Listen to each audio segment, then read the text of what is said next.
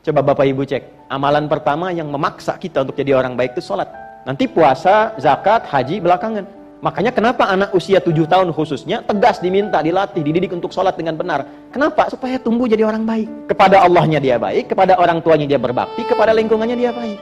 10 tahun masih sulit, diapakan Bu? Main pukul aja. Nih. Saya bingung sama ibu hari ini. Anak kurang baik dipukul. Doroba yadribu itu tidak selalu memukul. Idrib itu artinya buat pelajaran sampai mengerti. Innallaha la yastahi ayyadriba mathala. Di situ ngasih contoh. Al-Baqarah ayat 26. Allah memberikan contoh, berikan contoh pada anak supaya dia mengerti kalau meninggalkan sholat akibatnya begini. Kalau di Arab tradisinya pukul biasa. Ya, kita dibalik bisa dengan contoh yang lain. Boleh nggak sholat, tapi uang jajan hilang hari ini. Pada anak-anak yang masih memikirkan jajanan, cari supaya dia mengerti pentingnya sholat. Buya, kenapa harus sholat? Ahmad tanya, supaya Allah sayang dengan Mas. Kalau Allah sayang, nanti mainan dikasih.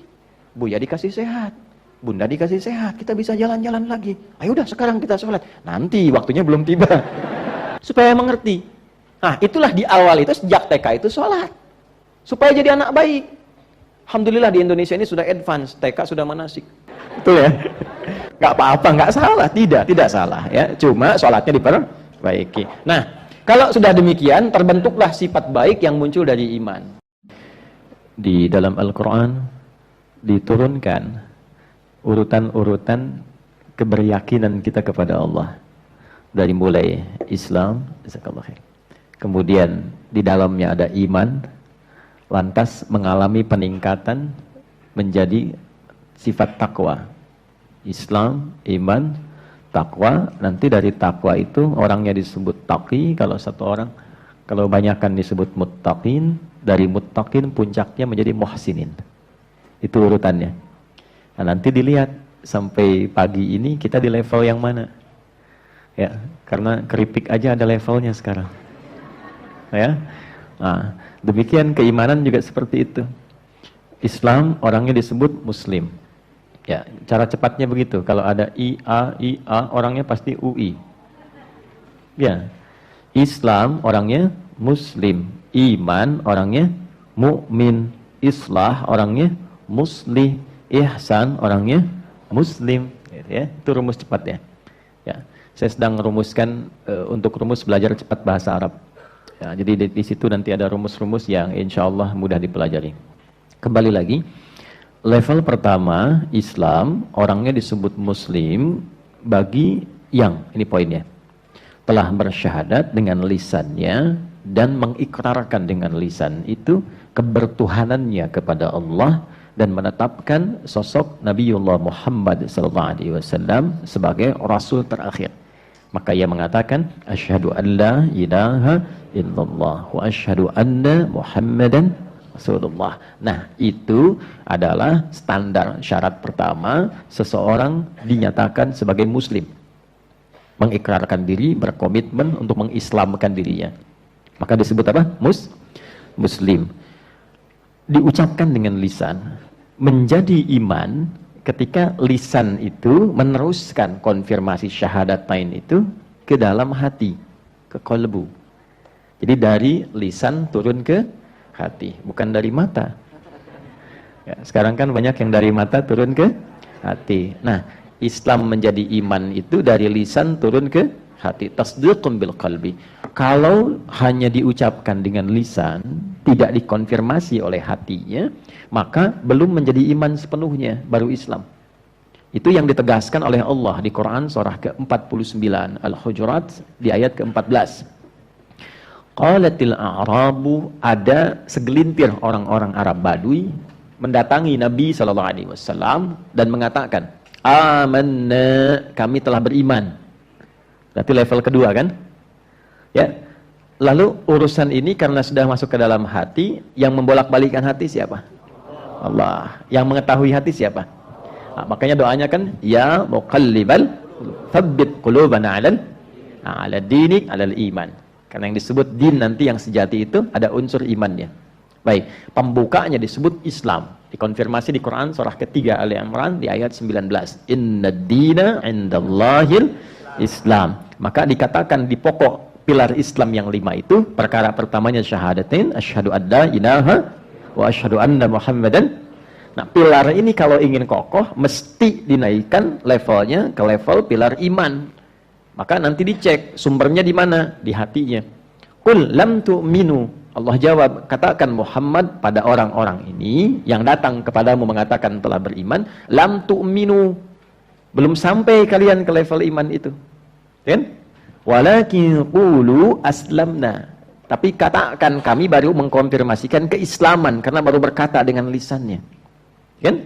Walamma yadkhulul imanu fi qulubikum. Sementara iman yang dikatakan di lisan itu belum sampai ke hatinya. Awas, hati-hati nih. Belum sampai ke mana? Ke dalam hati. Karena nanti beda antara aktivitas lisan dengan keyakinan dan perilaku hati itu akan berbeda. Tidak sama. Saya tanya ibu, cinta di lisan dengan cinta di hati dalam mana? Jangan ketawa. Dalam yang sampai ke hati ya. Kasih sayang kepada anak itu ya dalam lisan ataukah di hati? Di hati. Karena yang kalau sudah sampai ke hati, semua organ akan dibimbing untuk berperilaku. Kasih sayang itu kalau mengalirnya dalam hati, itu mata itu menatapnya lain. Lisan akan dibimbing cara bicaranya. Tangan akan dibimbing cara berperilakunya. Kalau sudah sampai ke hati. Kalau cuma dikatakan di lisan belum ke hati, itu tandanya belum serius. Ya, ini level pertama. Rumus dalam tafsir, salah satunya ada teori begini. Jika disebutkan di dalam Al-Quran, satu gelar, kelompok, atau keadaan, yang tidak menyebutkan langsung detil tokohnya. Siapa ia, kapan kejadiannya, ini menunjukkan peristiwa itu akan terjadi lagi di masa yang berbeda, dengan tokoh yang berbeda, tapi dengan substansi yang serupa. Baik, saya tanya, sekarang ini ada nggak orang yang mengatakan dengan lisannya Muslim, beriman, ya, tapi nggak sampai ke hati imannya, ada nggak? Nah, konfirmasinya bagaimana? Gini cara ngeceknya gini. Ini kita turunkan tabel Qur'annya ya. Jadi kalau nanti ngajinya insya Allah sudah agak banyak, kita bisa turunkan seperti ini, kayak bentuk diagram gitu. Ya, kelihatan Bu ini? Ini pinter belum, belakang nganggap tuh. Berarti yang sana sudah beriman kuat sekali tuh. Islam, iman, ya, takwa, pakai Q aja lah. Kemudian ada ihsan. Ya. Ada tetangga saya nama anaknya Islam, iman dan ihsan. 3. Ini orangnya Muslim. Ini mukmin. Yang ini taqi. Jamaknya muttaqin. Kemudian yang ini muhsin. Ya. Dah, pelan-pelan. Ini dikonfirmasinya dengan lisan. Diagramnya begitu ya. Konfirmasinya dengan apa? Lisan. Terus kita tuliskan dalam kurung syahadatain, disingkat syahadat. Ya, kurung tutup supaya tidak lepas. Asyhadu an la ilaha wa asyhadu anna Muhammadan. Baik. Nah, ini nanti kalimat di lisan itu harus tembus kepada hati, di kolbu, tempatnya ini kolbu, di dalam jiwa.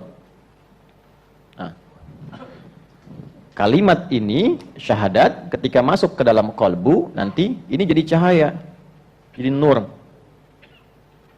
Ya. Dibimbing oleh Allah, nurun ala nur. Cahaya ini nanti yang akan memberikan satu pancaran ke semua bagian tubuh kita untuk beraktivitas.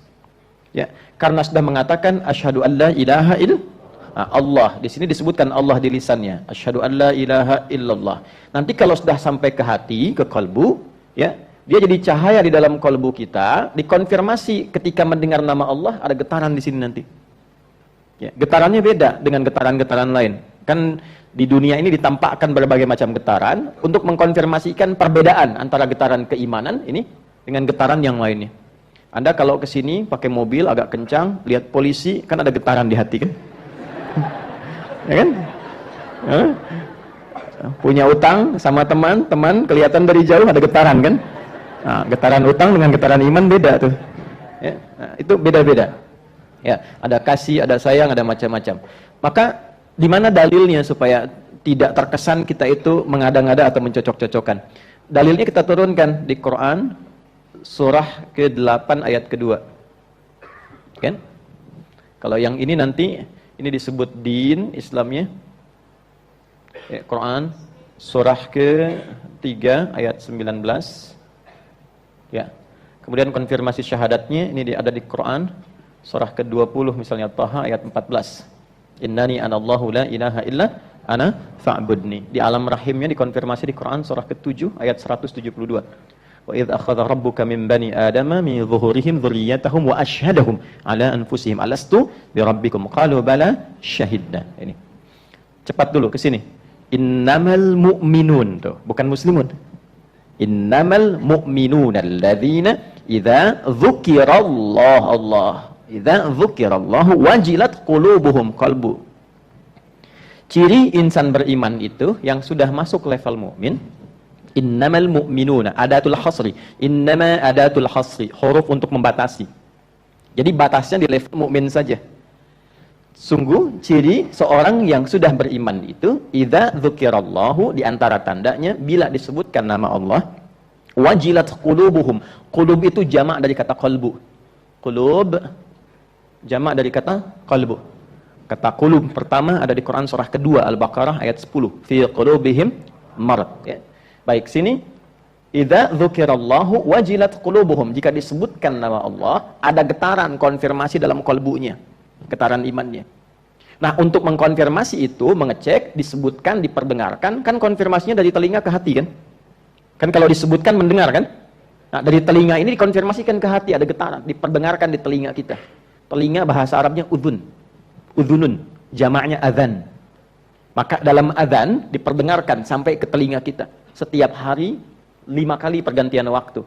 Dari subuh, awal kita beraktivitas, sampai ke malam ke isya. 5 kali. Subuh, zuhur, asar, maghrib, isya. Jadi pagi dicek ada iman nggak? Ke siang ada iman nggak? Ke sore ada iman nggak? Menjelang malam ada iman nggak? Sampai mau tidur beriman nggak? Ya, karena nanti iman itu dijaga dengan level keislamannya. Wala tamutunna illa wa antum. Jangan sampai wafat kecuali menjadi apa? Muslim. Muslim di situ nanti disandingkan dengan takwa, bukan sekedar muslim, tapi muslim yang sudah membawa sifat takwa. Itu yang di Ali Imran di ayat ke berapa? 102. Iman disebutkan, takwa disebutkan, Islam disebutkan. Ya ayyuhalladzina amanu iman ittaqullaha haqqa tuqatih, takwa wala tamutunna illa wa antum muslimun. Karena begini kata Nabi, ada yang paginya itu iman masih ada, sorenya sudah hilang. Yusbihu mu'mina wa yumsi kafira. Atau sebaliknya. Nah, karena itu diperdengarkan di telinga kita untuk mengonfirmasi imannya masih ada enggak. Sekarang dalam azan itu, kalimat azan yang pertama yang disebutkan apa? Allah. Allahu akbar, Allahu akbar. Ketika mendengar itu, kalau sudah ada iman, itu konfirmasinya dari hati, bukan dari lisan. Hatinya bergetar. Baru nanti diteruskan ke lisan dengan suara fitrah, ya Allah sudah azan. Nah, semakin kuat imannya, semakin berbeda getarannya.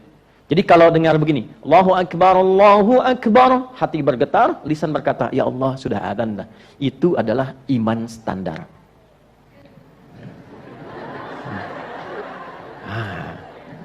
Standarnya begitu. Jadi belum kuat. Karena pakai innama. Standar orang beriman itu jika disebutkan ada konfirmasi. Jadi kan? Nah, misal subuh tadi jam berapa ya?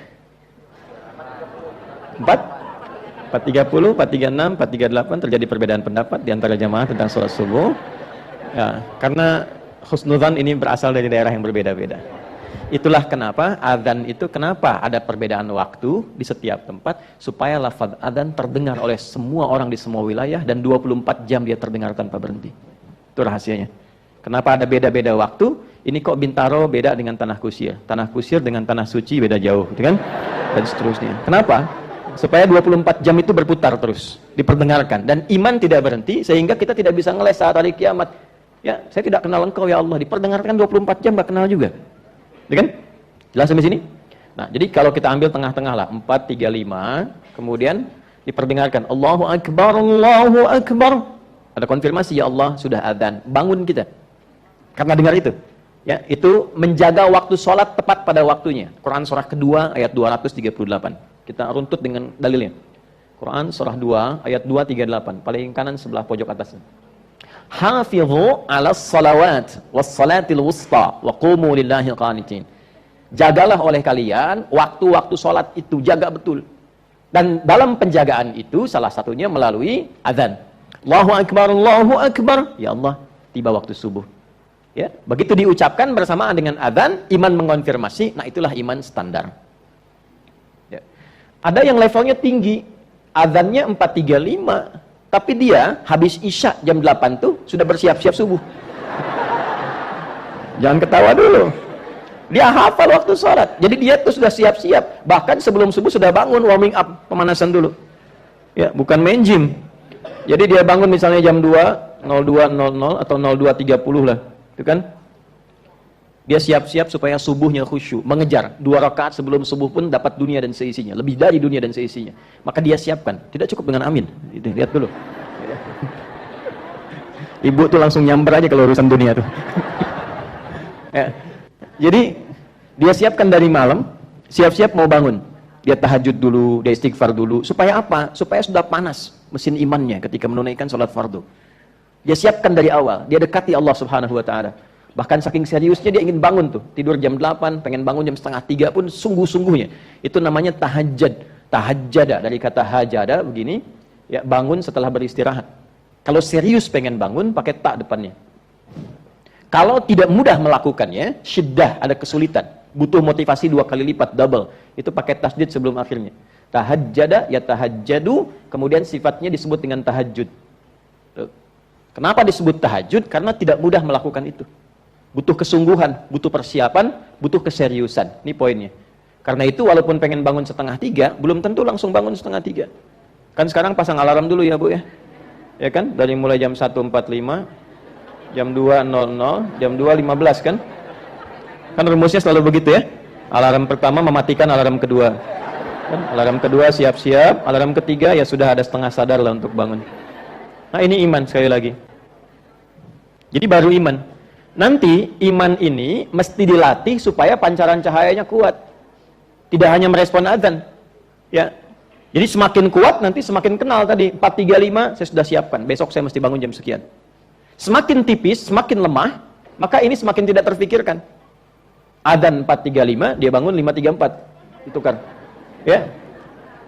Dan semakin parah dari itu, sudah tidak, awas, sensitif lagi dengan panggilan iman.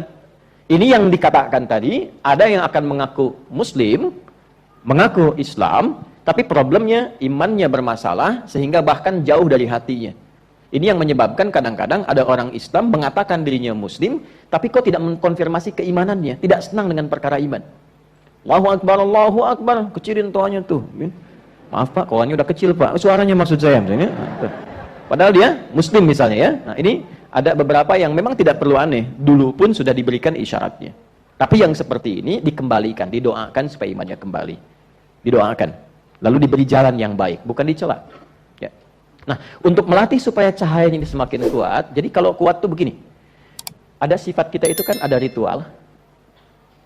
Nah, hubungannya dengan Allah, hablum minal. Ada sosial. Ya, garisnya horizontal. Hubungan dengan sekitaran, hablum minal, bukan nas, hablum minal makhlukat. Enggak pakai oh, betul. Ini serius. Hablum minal makhlukat, dengan semua makhluk, karena hubungan kita di dunia ini bukan hanya dengan manusia. Kita berhubung diatur dengan hewan. Di Islam tuh lengkap sekali. Kurban aja kan diatur cara motongnya. Diatur berkasih sayang dengan hewan. Memperlakukan hewan yang dikonsumsi bagaimana. Cara nyembelihnya tuh diatur. Sebut nama Allah. Jangan berniat menyakiti hewannya. Tajamkan pisau itu untuk mempercepat supaya tidak banyak merasakan sakit hewannya. Dan itu pun tidak disembelih di depan hewan lain. Sabar ya, nanti gilirannya sebentar lagi. Tuh diasah tuh, nggak boleh, dosa. Dengan tumbuhan. Nah, tumbuhan makhluk bukan? Makhluk. Hewan makhluk bukan? Manusia makhluk bukan? Jamak dari makhluk namanya makhlukat. Jadi hablum minal makhlukat. Itu yang tepat.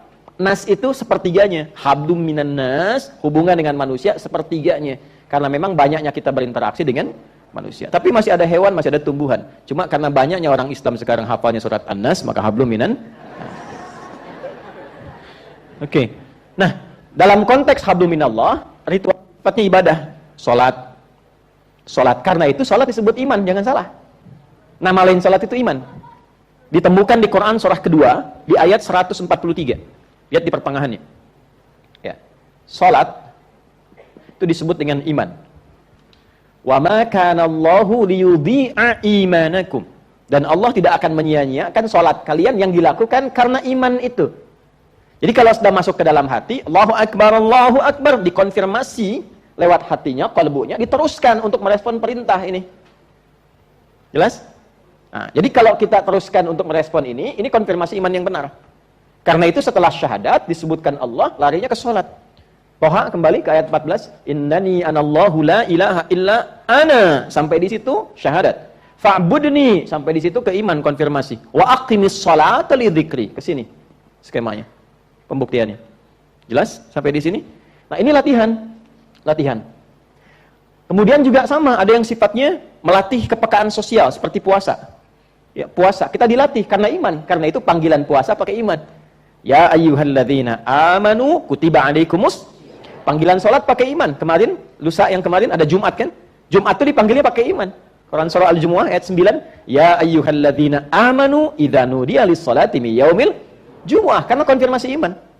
Nah, semua latihan-latihan untuk mengaktifkan sinyal iman supaya makin kuat, itu takwa namanya. Supaya naikin level kita dari mukmin ke muttaqin. Makanya ketika kita puasa panggilannya ujungnya takwa. La'allakum tattaqun. Ketika kita memulai sholat supaya masuk golongan orang takwa. Al-Baqarah ayat 2 dan 3, dzalikal kitabu la hudal lil. Siapa muttaqin itu? Ayat 3-nya. Alladzina yu'minuna iman bil ghaibi wa yuqimunas. Naik ke sini. Itu latihan. Haji, umrah. Itu skemanya untuk apa? Menaikkan level dari iman ke takwa. Ya, Al-Baqarah ayat 197, Al-Hajju asyhurum ma'lumat, faman farada fihinnal hajja fala rafatha wala fusuqa wala jidala fil hajj. Wa ma taf'alu min khairin ya'lamuhu Allah wa tazawwadu fa inna khairaz zadi taqwa. Nih. Levelnya. Nanti semakin bertakwa. Kenapa pentingnya takwa ini? Kalau sudah takwanya makin naik, dilatih lewat salat, dilatih lewat puasa, dilatih lewat Quran, dilatih lewat sedekah, maka jadi sikap dalam tubuh kita. Semua tubuh kita akan dibimbing oleh cahaya iman dalam berperilaku. Contoh, kita mulai dari atas dulu ya, yang terlihat mata. Kalau pikiran kan nggak kelihatan. Ya, mata ini terlihat kan? Nah, mata yang standar itu untuk melihat. Tapi mata orang yang sudah levelnya tinggi, sifat takwanya, maka standarnya dibimbing pandangan itu oleh imannya. Jadi Al-Quran itu disebutkan imannya dulu, baru fungsi matanya. Quran surah 24, surah cahaya. Karena sudah mendapatkan cahaya, dibimbing oleh Allah, cahaya menyebar ke dalam tubuhnya. Surah 24, surah cahaya, ayat 30 untuk laki-laki, ayat 31 untuk perempuan. Semua levelnya sama di sini. Qul lil mu'minina, untuk laki-laki. Katakan, viralkan untuk pria-pria yang masih merasa punya iman. Imannya dipertaruhkan. Yaghuddu min absarihim. Perhatikan cara terjemahan tafsirnya. Imannya akan membimbing matanya untuk memandang. Yang tak layak dipandang menurut imannya, maka iman akan memberikan sinyal ke matanya, palingkan. Itulah ghaddul basar. Untuk perempuan, ayat 31-nya, wa kullil mu'minati yaghdudna min absarihinna. Dan viralkan pada perempuan-perempuan yang merasa punya iman. Matanya akan dibimbing oleh imannya, bagaimana cara memandang. Jika dikonfirmasi oleh iman tak boleh dipandang, palingkan. Makanya pandangan orang Islam yang beriman itu, standarnya ini, pakai iman. Nggak semua bisa dipandang. Jadi kalau ada mengaku muslim, semua dipandang, semua dilihat, tanpa konfirmasi iman, ini tandanya iman yang diucapkan oleh lisannya belum sampai ke dalam hatinya. Ya. Maaf, misal, yang tidak boleh dilakukan itu dilatih dalam sholat kan 2. Jadi kalau orang sholatnya benar, kan sholat itu dari ujung kepala sampai ujung kaki. Ya, dipaksa kemudian untuk sujud, dari ruku, kemudian sujud, lisan berucap, semua ujung kepala sampai ujung kaki. Apa fungsinya? Membuat kita lebih baik di 2 aspek ini. Lawan dari baik itu apa? Buruk. Buruk itu sumbernya 2. 1 fahsya, kedua mungkar. Fahsya itu maaf, yang bersumber dari syahwat. Pornografi, porno aksi, LGBT, zina, kata-kata jorok, selingkuh dan sebagainya. Ya, jadi nggak mungkin ada orang Islam yang beriman itu bisa melihat gambar-gambar yang mereaksi kepada syahwatnya. Ya, itu mustahil. Mustahil. Ya, jadi begitu kemudian misal lihat YouTube tuh tiba-tiba ada gambar yang tidak etis menurut imannya. Bukan menurut matanya, karena bagi sebagian orang itu biasa-biasa saja. Tapi kata imannya, itu bukan yang layak untuk dipandang. Palingkan. Itu standar. Nah, sampai sejauh ini saya mau katakan, maksud saya ini kan baru mukaddimah, kita belum mulai, kan? Maksud saya, kita itu ngaji sudah berapa edisi sampai detik ini, levelnya ada di mana gitu. Kalau sampai level 2 saja ini sudah bagus, nggak akan ada yang korupsi. Betul. Betul. Sebab ketika melihat yang bukan haknya, itu imannya mengatakan itu bukan punya kamu. Nggak akan ada yang kehilangan sendal. Ya walaupun bagus untuk dilihat saja, tapi imannya mengatakan memang bagus, tapi bukan punya kamu. Itu poinnya. Itu baru mata. Nanti dari mata turun ke hati lagi, lisan. Sini dulu. Ibu tak kenapa sebetulnya? Kesini kan dengan suaminya masing-masing. Dari mata turun ke lisan, Bu. Tuh. Coba apa fungsi lisan? Fungsi lisan apa? Lisan untuk bicara, untuk berkata. Tapi lihat standarnya, kalau sudah pakai iman, standarnya lain. Turun Quran surah 49, Al-Hujurat, ayat 11 sampai 12 saja, contoh saja dulu. Ya ayyuhalladzina amanu, hei pemilik iman dengan semua levelnya. Nah, terjemahan milenialnya begitu. Hei semua pemilik iman dengan segala levelnya. Karena kalau dibaca pakai nahu begini, ya harfun nida, linida'il qarib, mutawassit wal ba'id. Paham? Tidak. Ya itu huruf panggilan. Disebutkan 361 kali dalam Al-Quran. Untuk memanggil yang dekat, menunjukkan kekuatan, yang menengah atau yang jauh, menunjukkan sesuatu yang lemah. Ayyuha disebutkan 150 kali dalam Al-Quran. Ayyunya munada berfungsi menguatkan, haknya tanbih berfungsi mengingatkan. Alladzina disebutkan 1080 kali dalam Al-Quran, isim mausul, konjungsi menunjuk objek tanpa kecuali. Baik besar, kecil, tua, muda, laki-laki, perempuan, dengan semua strata sosial yang dirasakannya. Kalau diterjemahkan begini, hei semua pemilik iman tanpa kecuali. Yang merasa besar, yang kecil, yang merasa kaya, yang cukup, yang punya jabatan, yang tidak, yang laki-laki, yang perempuan, dimanapun engkau berada. Kan? Dengan semua levelnya. Kalau engkau merasa dekat dengan Allah, seakan imanmu kuat. Engkau merasa tengah-tengah, kalau dipanggil baru datang. Engkau merasa jauh, butuh terus diingatkan. Aku tak peduli, sepanjang engkau merasa punya iman, la yasraqau min qaum. Imanmu akan membimbing lisanmu untuk tidak saling mencela. La yaghtab ba'dukum ba'da. Tidak mungkin lisanmu itu kalau dibimbing iman mudah mencibir orang lain. Bikin hoax, gibah. Saya tidak, Ustaz. Bagus. Enggak seperti ibu itu tuh. Ibu itu mah kalau bicara sama. Nanti detailnya dikonfirmasi oleh Nabi dalam kalimat beliau sallallahu alaihi wasallam. Perhatikan kalimatnya. Perhatikan. Ini kalimat yang sangat tegas, dalam, dan imannya pakai kana dibukanya untuk penegasan. Kananya berfungsi taukid. Man kana yu'minu billahi wal yaumil akhir falyaqul khaira aw liyasmut. Tegas, saya tegas mengatakan, kata Nabi sallallahu alaihi wasallam, siapa yang memang merasa punya iman dalam dirinya, imannya kuat kepada Allah dan yakin akan dihisab dengan perilakunya, maka jaga lisannya. Katakan yang baik-baik dengan lisannya, tak mampu dengan itu dia diam. Nah, inilah kalau sudah masuk level ke sini. Itu sebabnya kenapa dipaksa sholat, supaya jadi orang baik. Kan yang paling pokok itu. Coba Bapak Ibu cek, amalan pertama yang memaksa kita untuk jadi orang baik itu sholat. Nanti puasa, zakat, haji belakangan. Makanya kenapa anak usia 7 tahun khususnya tegas diminta, dilatih, dididik untuk sholat dengan benar. Kenapa? Supaya tumbuh jadi orang baik. Kepada Allahnya dia baik, kepada orang tuanya dia berbakti, kepada lingkungannya dia baik. 10 tahun masih sulit, diapakan Bu? Main pukul aja deh. Saya bingung sama ibu hari ini. Dari mata turun ke hati. Ya. Anak kurang baik dipukul. Doroba yadribu itu tidak selalu memukul. Idrib itu artinya buat pelajaran sampai mengerti. Innallaha la yastahi ayyadriba mathala. Di situ ngasih contoh. Al-Baqarah ayat 26. Allah memberikan contoh, berikan contoh pada anak supaya dia mengerti kalau meninggalkan sholat akibatnya begini. Kalau di Arab tradisinya pukul-pukul biasa. Ya, kita dibalik bisa dengan contoh yang lain. Boleh nggak sholat, tapi uang jajan hilang hari ini. Pada anak-anak yang masih memikirkan jajanan, gitu.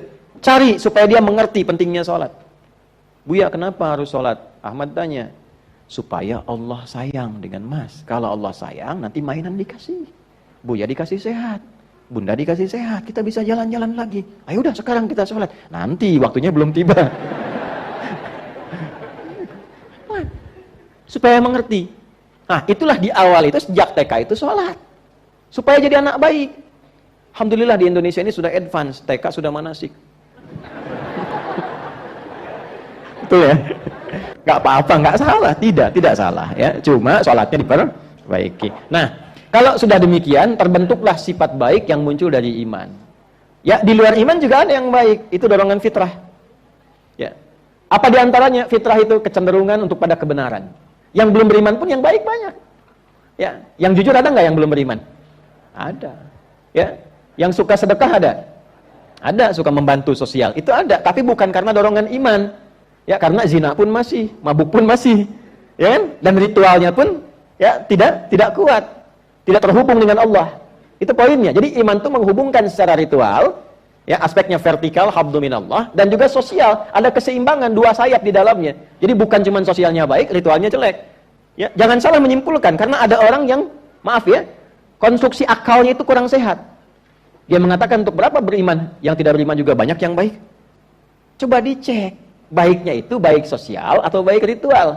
Kalau cuma baik sosialnya saja, tidak ritualnya, belum iman di dalamnya. Atau ada orang kelihatan baik ritualnya, tahajud iya, kelihatan, suka puasa iya, tapi lisannya nggak bagus, ya belum sempurna juga imannya. Dan itu akan saling mengambil, itu di hadis Muslim, dikonfirmasi oleh Nabi. Karena itu di akhirat disebut muflis, orang bangkrut, yang tidak seimbang keimanannya antara aspek spiritual dengan sosial. Misal ya, ada orang sholat, tapi juga lisannya tajam mencela. Ya. Udah selesai sholat, nggak tanggung-tanggung yang dicela imamnya. Mentang-mentang baru pulang dari Arab, bacanya surat Ar-Rahman itu kan. Ya, emang masjid kitanya juga ahli ikhlas, dia bacanya Ar-Rahman, ya kan? Terus dibicarakan, itu pahala sholatnya langsung dipindahkan kepada yang dicela. Jadi kalau mendapatkan celaan, gak usah marah. Ya, kalau memang Anda merasa tidak ada celaan itu pada diri Anda. Kalau nggak merasa seperti itu, gak usah marah. Imam Syafi'i kenal? Ayo, memang perkara iman itu unik tuh. Imam Syafi'i itu kedatangan koleganya mengatakan begini, ya Imam, orang itu bermasalah, di depan Anda itu baik-baik, cium tangan, senyum-senyum, di belakang itu menjelek-jelekan. Apa kata Imam Syafi'i? Alhamdulillah. Bingung orang ini, kok Alhamdulillah? Artinya saya masih punya wibawa. Orang itu tidak menjelek-jelekan saya di depan saya, artinya saya berwibawa. Jadi kalau sudah levelnya naik seperti itu, berpindahlah dari takwa menjadi ihsan. Muhsin. Apa itu ihsan? An ta'budallaha ka'annaka tarahu fa illam takun tarahu fa innahu yarak. Naik levelnya menggunakan seluruh tubuhnya untuk ibadah kepada Allah. Memandangnya karena ibadah, karena Allah perintahkan. Bukan hanya sekedar imannya, Allah perintahkan saya. Kalau nggak diperintahkan, nggak akan saya lakukan. Allah yang perintahkan saya untuk datang. Kalau nggak diperintahkan, nggak akan datang. Allah perintahkan saya untuk berkata yang baik. Kalau Allah nggak perintahkan, nggak akan saya lakukan. Karena saya merasa ketika saya berkata, Allah mengawasi saya, walaupun saya tak bisa melihatnya. Saya niatkan untuk ibadah, bukan sekedar berperilaku. Itulah ihsan. Kalau sudah seperti itu, semua diterimanya enak sekali. Makanya Nabi komennya begini, itu langsung like and subscribe saja. Kata Nabi, ajaban li amril mu'min. Orang beriman itu kalau sudah mantap imannya, perkara hidupnya mengagumkan. Kalau dia mendapatkan sesuatu, maka dia cepat syukuri itu. Jadi cara timbangannya bukan dengan sifat riya, bukan pamer, bukan update status. Dia rasakan sebagai amanah, ujian baru. Gimana mensyukurinya? Punya baju baru dia pakai, dia tunaikan sholat dulu. Terima kasih ya Allah yang telah memberikan aku kelengkapan untuk menyembahmu dalam kehormatan. Diberikan kendaraan dia pakai untuk menunaikan sholat. Dia pakai ke ta'lim dulu. Untuk mensyukuri. Itu rumus. Jadi begitu dihisab, kalimat pertamanya kan dari mana dapat, kemana digunakan. Ya Allah, dapatnya engkau sangat ketahui. Ya, telah diputarkan rekamannya. Kemana aku gunakan? Pertama kali aku gunakan untuk sujud kepadamu. Itu indah kalimat itu. Kan ada orang sekarang kalau bikin baju baru kan buat kondangan aja. Ya kan? Jangan-jangan di sini orangnya. Ya kan? Gak apa-apa. Itu tidak salah, tidak salah. Untuk memuliakan. Boleh, gak apa-apa. Tapi kalau saran saya, kalau dapat yang baru, pakai dulu untuk yang ritual. Baru kemudian ke yang sosial. Nah, inilah evaluasi kita sebelum memulai. Coba di level mana sekarang? Masih di Islam, di iman, di takwa, atau sudah masuk level ihsan? Dengan semua dalil yang tadi kita sampaikan. Ihsan tadi ada di hadis riwayat Muslim, nomor hadis yang ke-8. Kan? Kemudian apa yang Allah berikan dari semua level ini? Saya langsung ke puncaknya saja. Orang ihsan itu, kalau dia bisa berlatih sampai wafat dilatih. Saya menatap karena Allah, saya bicara karena Allah. Dia latihan itu sampai dia meninggal. Maka Allah tempatkan nanti lewat masuknya dari taman surga yang paling indah. Dan disifatilah orang ini sebagai orang yang ahli surga, taman surga yang berpetualang di bumi. Contoh Quran surah 51 ayat 15 sampai dengan 23. Ya. Innal muttaqina fi jannati wa uyun. Ada sebagian orang takwa, golongan takwa yang nanti masuk surganya melalui taman yang paling indahnya. Jadi kan harapannya sekarang pengen masuk surga Firdaus kan? Ya, di Firdaus itu ada tamannya, taman surga Firdaus. Itu yang paling indahnya. Teruskan, akhidhina ma atahum rabbuhum, mereka mendapatkan langsung pemenuhan janji dari Rabb mereka ketika mereka berkomitmen. Apa komitmennya di dunia itu? Innahum kanu qabla dzalika muhsinin. Mereka berusaha jadi muhsin. Ya, saat di dunia. Kanu qalilan minal laili ma yahja'un. Mereka melatih dirinya untuk meningkatkan ibadah ritual. Sedikit tidurnya. Itu bahasa Quran. Jangan dirubah. Allah bilang sedikit tidur. Antum tambah sedikit-sedikit, maka turun lagi ke sini. Wabil asharihum yastaghfirun, rajin istighfar. Wa fi amwalihim haqqul lisa'ili wal mahrum. Memendek hartanya bagus. Dia niatkan karena Allah, ibadah. Apa kebutuhan dirinya? Bagaimana ayahnya, ibunya, pasangannya, keluarganya, kerabatnya dan seterusnya. Ya, yang minta siapa, yang tak minta siapa, dia lihat, dia gunakan. Dan seterusnya sampai ujung akhirnya. Kalau belum sampai ke sini, tapi sampai di level takwa, alhamdulillah. Sampai di level ini, itu surganya seluas langit dan bumi disiapkannya. Ada di Quran surah 3 ayat 133 sampai 134. Wasari'u ila maghfiratin min rabbikum wa jannatin arduha as-samawati wal ardu u'iddat lil muttaqin. Ada orang yang saat di dunianya itu dijamin oleh Allah karena dia punya kebiasaan di dunia amalan takwa walaupun belum sampai ke sini. Dia akan dimasukkan ke dalam surga yang luasnya seluas langit dan bumi. Ya. Apa amalannya orang takwa ini?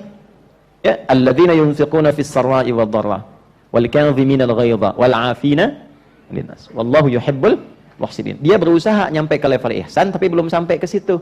Dia tuh kurang, tahajudnya enggak selama orang lain. Hafalan Qur'annya enggak sebanyak orang, tapi berbaginya luar biasa, pemaafnya luar biasa, menahan diri dari amarahnya. Tuh. Belum sampai ke level yang di sini, tapi punya amalan ini karena sifat hatinya begitu luas dan lapang, Allah kasih surganya seluas lapangan. Lebih luas daripada ya, bumi dan langit serta seisinya. Jelas sampai sini? Jelas? Rabbuka maqaman mahmuda. Orang yang konsisten, ingat konsisten. Ya, bukan malam ini tahajud, besok tidak. Besoknya tahajud, besoknya tidak. Kenapa? Allah akan angkat derajatnya kalau di dunia itu karirnya atau pekerjaannya, kalau di akhirat itu tingkatan surganya. Maqaman mahmuda, di tempat terbaik yang orang pun semua memahami dia memang layak. Tunaikan tahajud, minta sama Allah dalam sujud. Wasabbihu lailan tawila, sujud tasbih minta yang panjang supaya kurikulum yang disusun ini dimudahkan oleh Allah dengan 4 sifat ini. Kepada seluruh yang membersamai kajian ini di malam hari ini, juga saya lihat ada teman-teman dari Polri tadi lantas yang telah menata. Semoga semua sehat dan baik insyaallah. Malam ini waktu kita sangat terbatas, karena itu materi malam ini akan sangat padat. Mohon disiapkan kondisi kita untuk belajar. Dan materi ini akan menjadi penting dan jarang kita kaji mengenai kegiatan harian Nabi Muhammad sallallahu alaihi wasallam. Bagaimana kegiatan harian Nabi? Apa yang dikerjakan oleh beliau sallallahu alaihi wasallam dari bangun tidur sampai tidur lagi? Itulah yang menjadi topik inti bahasan kita yang kita kenal dengan kajian As-Sunnah An-Nabawiyah. Napak tilas kehidupan Nabi sallallahu alaihi wasallam. Di pertemuan yang lampau kita telah belajar tentang cara bangun tidur Nabi sallallahu alaihi wasallam. Dan kita telah keluarkan juga hadisnya, khususnya yang disampaikan oleh sahabat junior Abdullah bin Abbas radhiyallahu taala anhuma, yang dikutip keterangan ini oleh Imam Abu Daud dalam kitab Sunannya nomor hadis 1367. Kita telah bahas dan perkirakan kurang lebih kalau dikonversi jam berapa Nabi Muhammad sallallahu alaihi wasallam bangun kalau tengah malam. Kana Nabi sallallahu alaihi wasallam idza istayqadha min naumihi, adalah kebiasaan Nabi sallallahu alaihi wasallam jika bangun dari tidur di malam harinya. Pas tengah malam, kadang kata beliau lebih sedikit atau kurang sedikit. Jadi kalau kita ambil di pertemuan lalu patokannya kurang lebih lah kalau kekinian di 1:30 jam 2 seperti itu. Standarnya demikian. Lebih sedikit berarti ke jam 3, kurang sedikit ke jam 1 kurang lebih.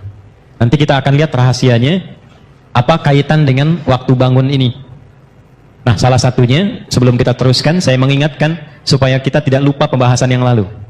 Ingat, mengikuti sunnah Nabi itu manfaatnya 3. 1, ketika kita ikuti sunnah Nabi Muhammad SAW, dengan diniatkan mengerjakan itu, bukan sekedar beraktivitas, tapi diniatkan mengikuti Nabi. Seketika dituliskan langsung pahala. Jadi punya nilai akhirat. Jadi begitu kemudian kita niatkan, saya bangun tidurnya ingin mengikuti petunjuk Rasulullah. Jadi begitu bangun diikuti, dituliskan pahalanya. Di mana bangun tidur ada yang punya pahala? Pahala itu singkatnya bekal akhirat. Jadi kan pindah tempat beda bekal ya. Ini gambaran gampangnya. Tadi siang saya sampaikan di Metro. Kalau kita sekarang berada di Lampung, di Indonesia, mau ke Amerika, hukum di Amerika dengan di Indonesia sama tidak? Tidak. Kemudian ada yang berangkat umrah ke Saudi, mata uang yang dipakai sama tidak? Hukumnya sama tidak? Nah, ini kaidah standar, pindah tempat, pindah hukum. Kebiasaan di Lampung dengan kebiasaan di Sumatera bisa berbeda, di Kalimantan bisa berbeda. Maka muncul apa yang disebut dengan kaidah al-'adatul muhakkamah. Kebiasaan di satu tempat menghadirkan hukum baru yang berbeda dengan tempat lain. Nah, kaidah ini kita pakai untuk menerapkan itu pada alam yang akan kita jumpai setelah meninggal. Jadi masih di dalam dunia. Kan Lampung dengan Amerika sama-sama dunia. Lampung dengan Kalimantan sama-sama dunia, ya kan? Jelas ya? Sama-sama dunia saja, beda tempat, beda hukum. Sekarang kita akan meninggalkan dunia dan diviralkan di toa Masjid Ad-Du'a, telah meninggal dunia, ya kan? Bisa si fulan gitu ya. Telah meninggal dunia, artinya meninggalkan dunia ini berpindah ke tempat baru. Dan jangan dipahami ketika pindah tempat itu bakalnya sama. Karena kalimat kitanya sudah mendeklarasikan dengan fitrah, meninggal dunia. Artinya meninggalkan semua yang dilakukan, dikerjakan, dan ini poinnya, dilekatkan dalam kehidupan dunia. Ini baju nih, di dunia. Ya, ini minuman, makanan, dunia. Jadi ketika ditinggalkan, ini tidak berlaku di alam yang baru. Handphone ini dunia, sebagus apapun. Antum pindah dari dunia ke alam baru, barzakh namanya. Tempatnya disebut dengan kubur. Pertanyaan saya, handphone sebagus-bagusnya itu ikut gak ke alam kuburnya? Nah, beda hukum. Sayang kalau kangen nanti miss call aja ya, kalau papa meninggal nggak bisa. Mau miss call-nya khairayyarah, mau syarrayyarah tidak akan bisa masuk. Ya. Mayya'mal mithqala dzarratin khairayyarah, ya? Ataupun syarrayyarah. Minuman juga begitu. Apa yang berlaku di dunia tidak berlaku di alam kubur, apalagi di akhirat.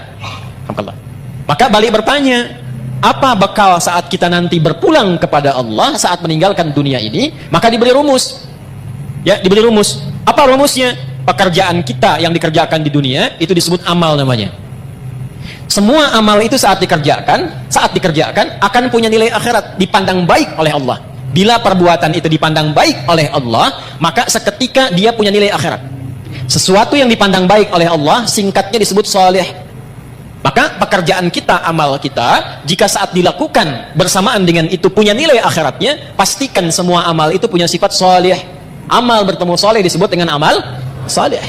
Nah, amal saleh itu maksudnya saat dikerjakan, dunianya dapat perbuatan itu, hasilnya ada, akhiratnya pun dituliskan. Itu yang dimaksudkan. Kalau orang cuma melakukan amal tanpa saleh, rugi dia. Allah kasih 24 jam nih dalam sehari. Kerjakan dunia terus, tapi tidak ada investasi akhiratnya. Itu disebut oleh Al-Quran sebagai manusia rugi. Bahkan turun satu surah 103. Ya, manusia yang beraktivitas namanya disebut insan. Manusia yang berdasarkan kecenderungan nafsunya disebut dengan bashar. Manusia dengan karakter lembutnya disebut dengan ins. Manusia dengan sifat sosialnya disebut nas. Manusia berdasarkan keturunannya disebut dengan Bani Adam. Ketika Allah menyebutkan manusia, nama terkait aktivitasnya disebut kalimat insan. Wal asr. Aku bersumpah demi waktu yang aku berikan pada manusia supaya diisi dengan perbuatan 24 jam. Cuma sayang, innal insana lafi khusr. Sungguh manusia yang beraktivitas menata waktu itu, mengisi waktu itu, tidak semuanya mendapatkan keuntungan. Tidak semua mampu mengolah waktu menjadi baik. Dan ada orang-orang yang ketika beraktivitas Allah pandang lafi khusr, rugi dia. Ya, rugi. Kenapa? Karena dia tidak menyiapkan bukan dunianya, bukan. Di sini bukan bicara dunia. Bukan bicara dunia. Jadi kalaupun Anda sukses, terukur urusan dunianya. Jam 7 saya kerjakan ini, jam 8 melakukan ini, jam 9 rapat di sini, jam 12 mendapatkan hasil ini, jam 3, jam 4, jam 5, sampai tidur di malam hari. Tapi dunia, ayat ini tetap mengatakan Anda rugi. Karena ketika Anda meninggalkan dunia itu, ternyata tidak punya apa-apa untuk dibawa. Maka Allah memberikan pilihan. Ya, kalau saya tanya begini, Anda pilih dunia atau akhirat? Yang akhirat angkat tangan. Dah turun. Yang dunia? Ya, baik. Gak apa-apa, kan pilihan ya. Menang tidak dapat hadiah, kalah pun tidak dosa ya. Ternyata Anda banyaknya ngangkat pilih akhirat. Ternyata ketetapan Allah tidak begitu. Yang Allah inginkan, ambil dunia akhirat. Ya kan doanya begitu kan? Wa minhum may yaqulu rabbana atina fid dunya wa fil akhirati. Jadi nggak mungkin dapat akhirat kalau tidak melalui dunia. Jalan akhirat itu dunia. Nggak bisa tanpa dunia dapat akhirat itu nggak bisa. Bagaimana caranya sholat supaya benar? Tertutup aurat. Ini dunia untuk menutup itu. Ini dunia nih, tembok segalanya, dunia. Jadi untuk mendapatkan akhirat butuh apa? Nah, sifat pekerjaan dunia disebut amal. Sifat keberkahan akhirat disebut soleh. Kalau ingin sekaligus dunia akhirat, maka pastikan setiap amal jadi illalladzina amanu wa amilus. Nah, kecuali orang beriman. Allah ingin memberikan sindiran halus tapi dalam. Standarnya orang beriman itu pasti sukses dunia akhirat. Jadi standar orang beriman itu pasti amalnya soleh. Ya, begitu mengerjakan perbuatan punya nilai akhiratnya. Ini apa fungsi mata apa?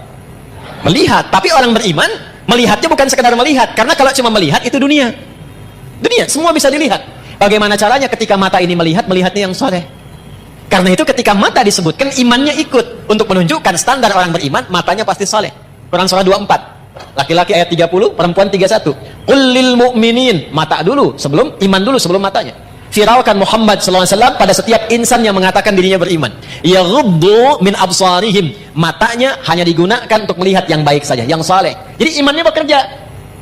Nanti kelihatan ngeceknya. Nanti pas mau pulang, kan sendal banyak tuh di luar ya. Yang saleh itu langsung, itu sendal kamu, yang lain jangan dilihat. Nah, itu mata saleh.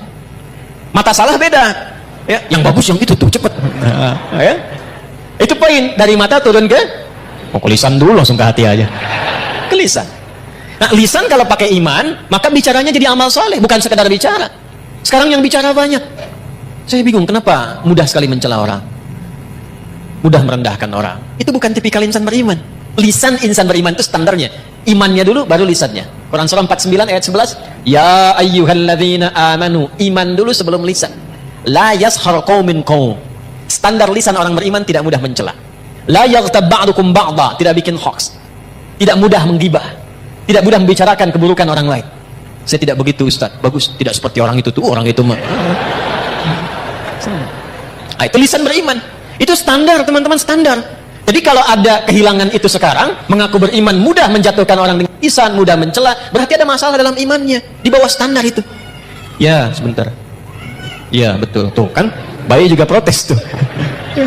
Nah sekarang untuk mengembalikan itu dari ujung kepala sampai ujung kaki supaya benar jadi amal saleh, lisan ini ketika bicara baik itu bukan sekedar dapat keberkahan dunia, tuliskan pahala akhiratnya. Ya, pahala akhiratnya dapatkan. Yang paling menarik nanti dunia dapat, akhirat dituliskan. Itu satu, pola mengikuti Nabi. Dua, saya agak cepat. Orang yang membiasakan diri beraktivitas mengikuti kegiatan Nabi, maka Allah akan merubah orang itu menjadi orang baik yang punya sifat keteladanan. Langsung jadi teladan. Dalilnya apa?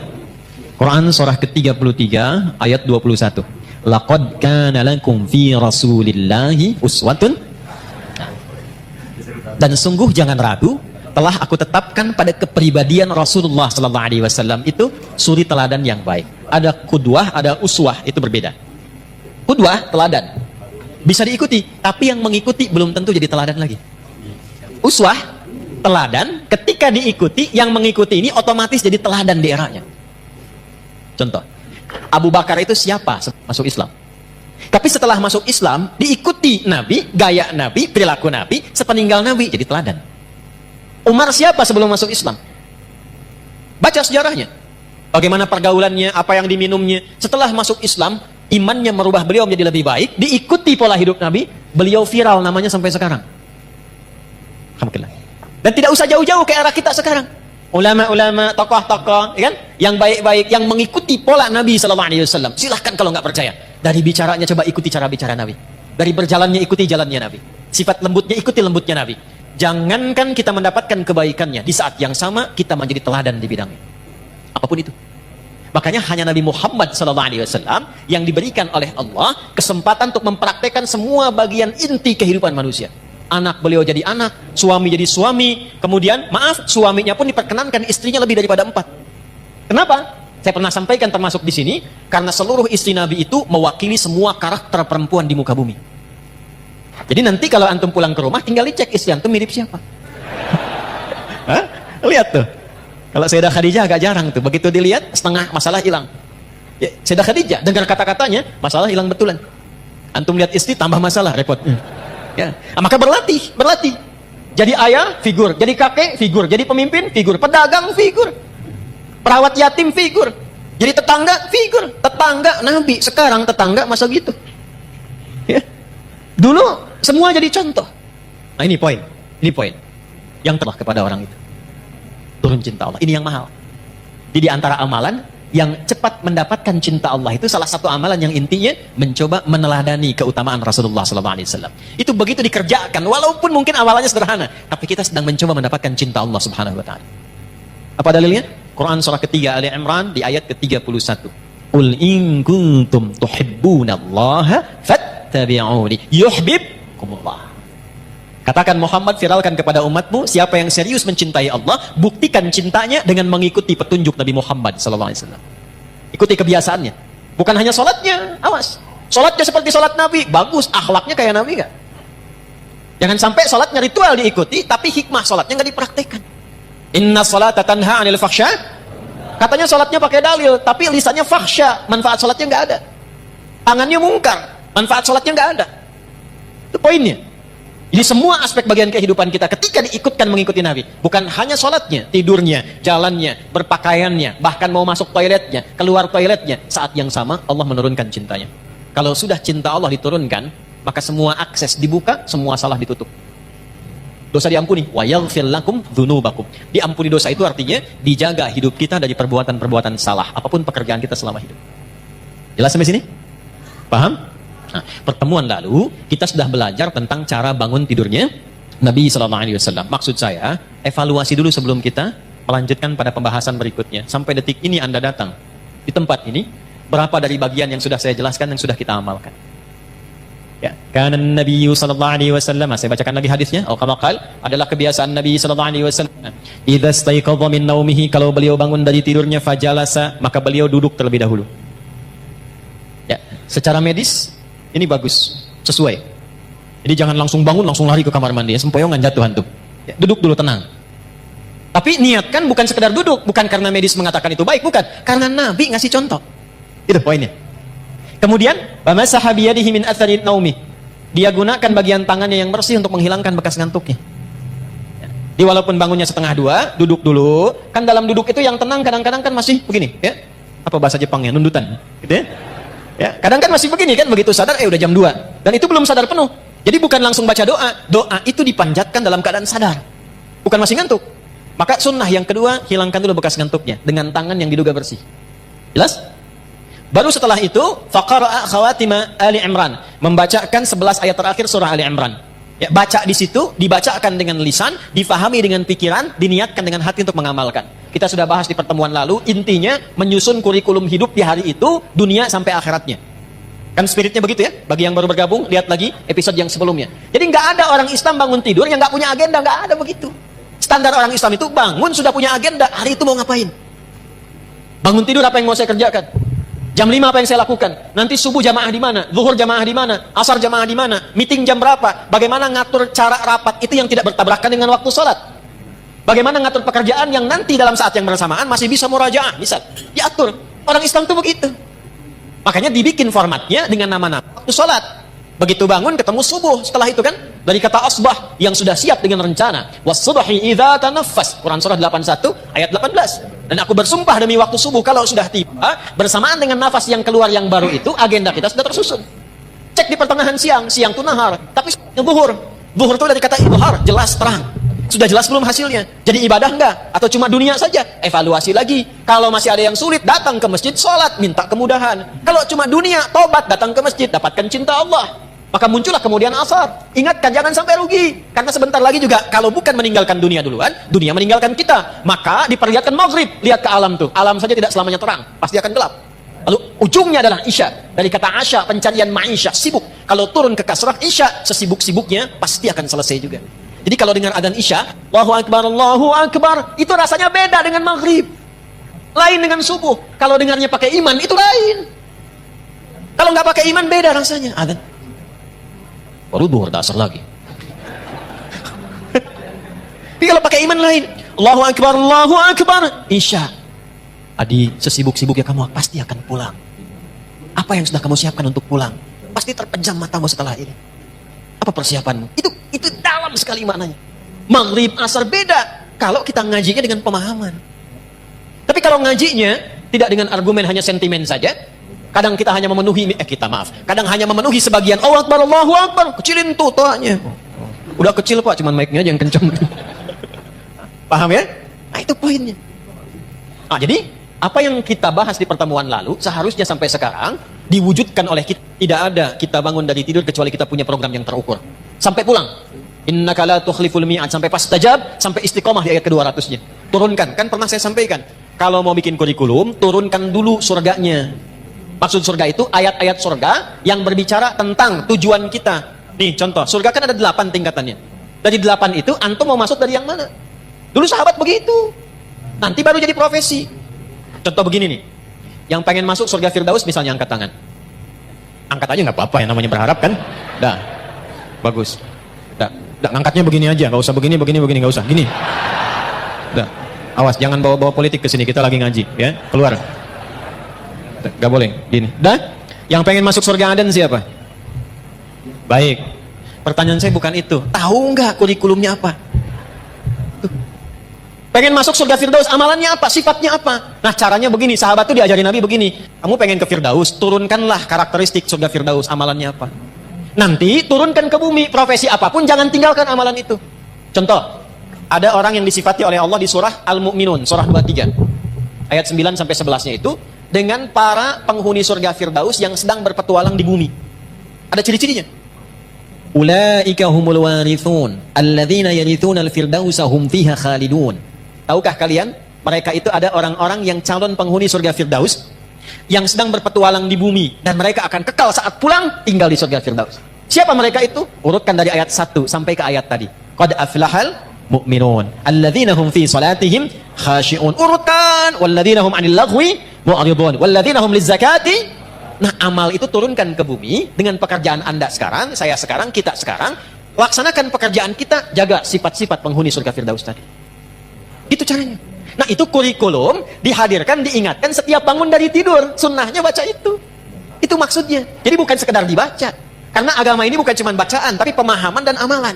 Al-iman wal amal, al-qira'ah wat tilawah. Qira'ah itu baca, tilawah itu paham. Orang yang baca, qori. Ya, makanya ketika qori baca, cuman baca. Untuk memahamkan, di samping ada yang terjemahan. Ya?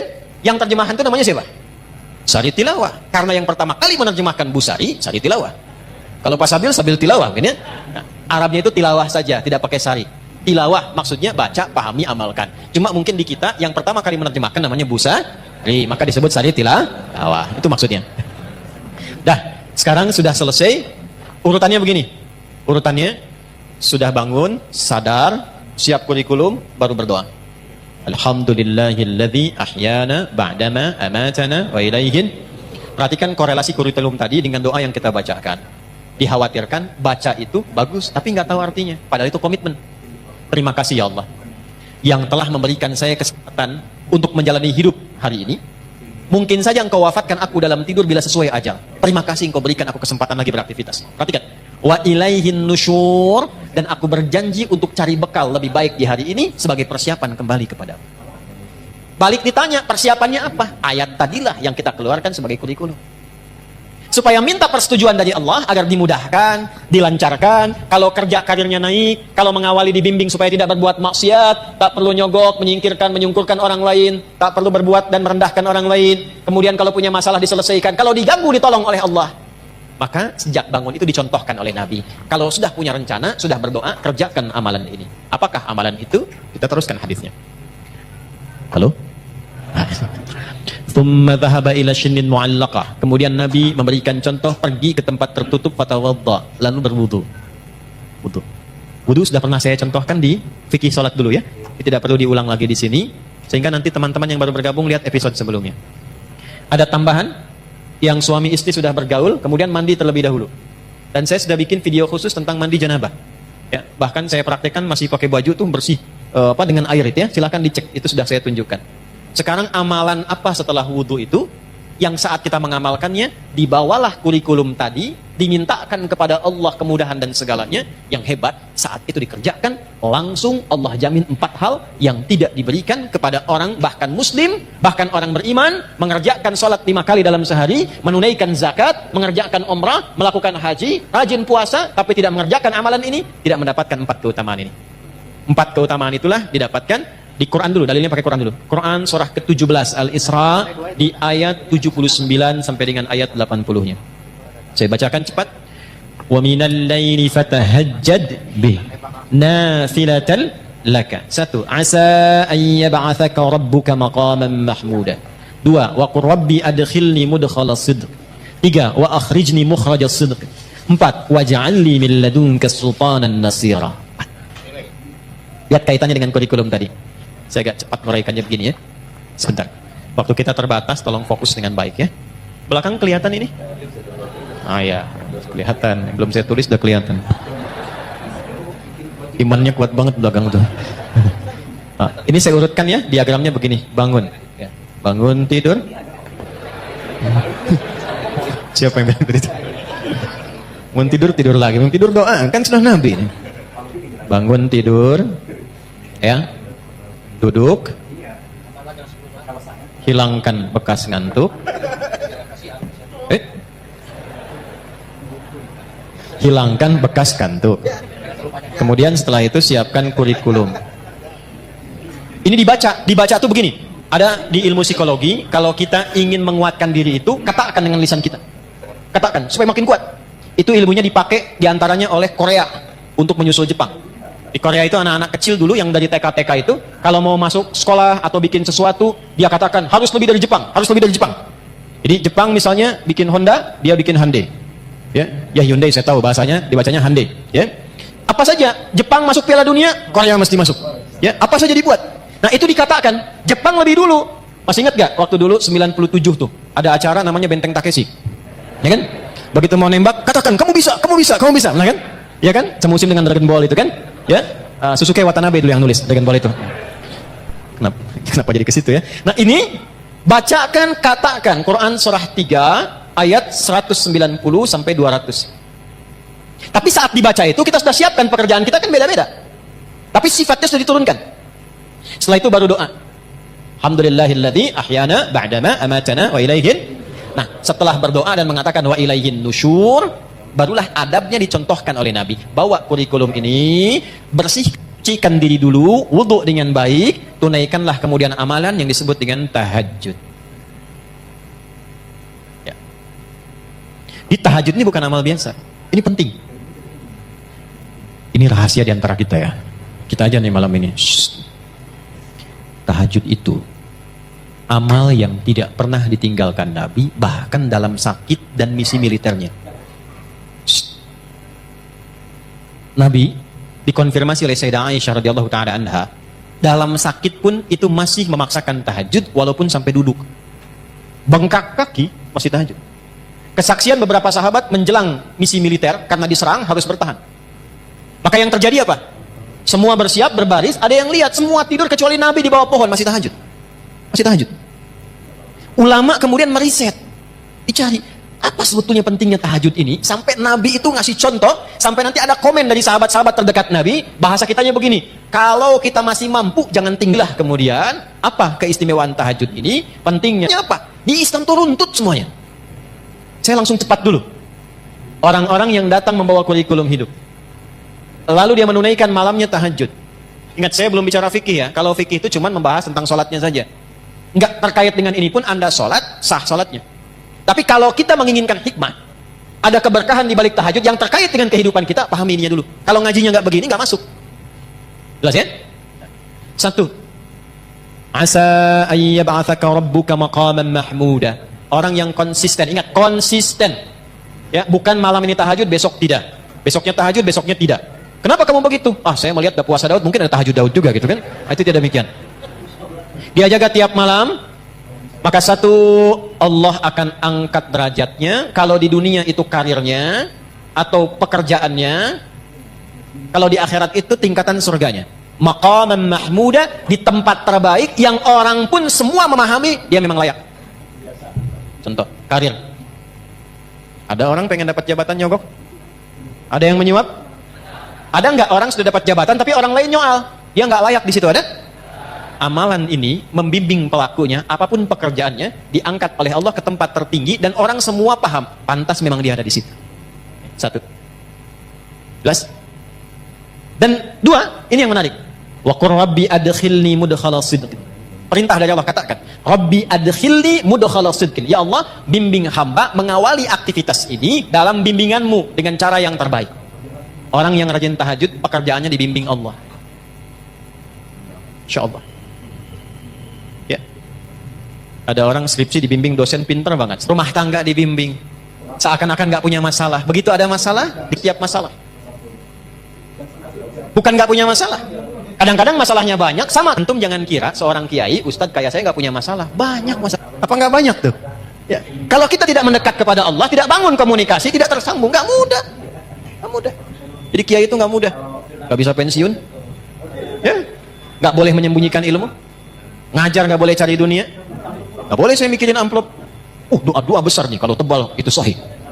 Kalau tipis, dhaif. Tipis tapi banyak, sahih li ghairihi. Nggak boleh bicara tarif, nggak boleh minta-minta. Begitu ikhlas kalau mengajar. Jangan menyembunyikan. Yang paling repot tuh begini, kalau disampaikan ente ngamalkan. Jadi kalau saya misalnya sekarang pandai nasihati, tidak mengamalkan, itu dicela oleh Allah. Afala ta'qilun? Otak kamu di mana, kata Allah. Dan nggak bisa pensiun. Itu kalau nggak bangun komunikasi, tersambung dengan Allah dengan cara yang baik, tidak mudah. Yang keempat, waj'alli min ladunka sultanan asyara. Dilindungi oleh Allah. Allah langsung yang lindungi. Bisnis, jangan dikira teman-teman itu berjalan begitu saja. Ada persaingan. Kadang-kadang Anda yang pasang tender begitu dapat, orang lain yang ngambil. Ada begitu? Ada. Al-Baqarah 155 isyaratnya. Ada yang tiba-tiba dijegal, ada yang tiba-tiba begini begitu. Ini dekat amalannya. Jadi begitu kita menunaikan tahajud, bukan persoalan detilkan sekarang, bukan. Kurikulum kita apa nih kegiatannya? Antum pekerjaan apa? Di kebun, di sawah, bertani, berkantor, jualan, dagang. Ini kan kurikulumnya. Susun sampai akhirat, tunaikan tahajud, minta sama Allah dalam sujud. Karena itu di Al-Insan ayat ke-26 dikonfirmasi di ujungnya, wasabbihu lailan tawila. Sujud, tasbih, minta yang panjang supaya kurikulum yang disusun ini dimudahkan oleh Allah dengan 4 sifat ini. Kalau belum sanggup bangun, ya Allah, itu disindir lagi di Quran surah 73 itu. Ya ayyuhal muzammil, duhai yang sedang enak pakai selimut. Qumil laila illa qalila. Kamu pengen lancar, pengen senang, pengen mudah, pengen bahagia, tapi kamu jauh dariku. Aku aja dibegitukan. Tuh. Nisfahu awi qusbinhu qalila. Enggak usah panjang-panjang. Ini manhaj nanti. Begini cara menunaikannya. Sedikit aja, walau 2 rakaat, walau witirnya 1 rakaat. Tunaikan dengan ikhlas. Bacakan surat Al-Ikhlas kalau terasa panjang. Kita lihat. Yang paling menarik tuh begini, lihat poinnya, lihat poinnya. Ini yang paling menarik. Allahu Akbar. Innalaka fin nahari sabahan tawila. Kamu ini menarik, kata Allah. Siangnya sibuk cari dunia, malamnya terlelap dengan selimut. Cita-cita masuk surga, amalan belum cukup. Bangun dong tuh, bangun. Jadi kalau ditanya apa manfaat tahajud dan apa hubungannya dengan doa saat bangun tidur, ini korelasinya. Seakan-akan mengatakan begini, maukah engkau berikrar menjadikan aku, bersaksi aku sebagai Tuhan, nanti yang saat engkau hidup, aku akan perhatikan kau. Aku akan berikan kebutuhanmu. Aku akan sembuhkan kalau sakit. Aku akan penuhi apa yang kau minta. Akulah Rabb. Dengan sifat rububiyahnya. Kata Nabi, da'autallaha bi asma'il a'zam. Idza du'iya bihi azaba, wa idza su'ila biha a'ta. Engkau baru saja bermohon kepada Allah dengan menyebutkan nama-namanya yang paling dahsyat. Yang kalau engkau berdoa dengan mengawali nama-nama itu, maka semua doa akan dikabulkan, semua permintaan akan diberikan.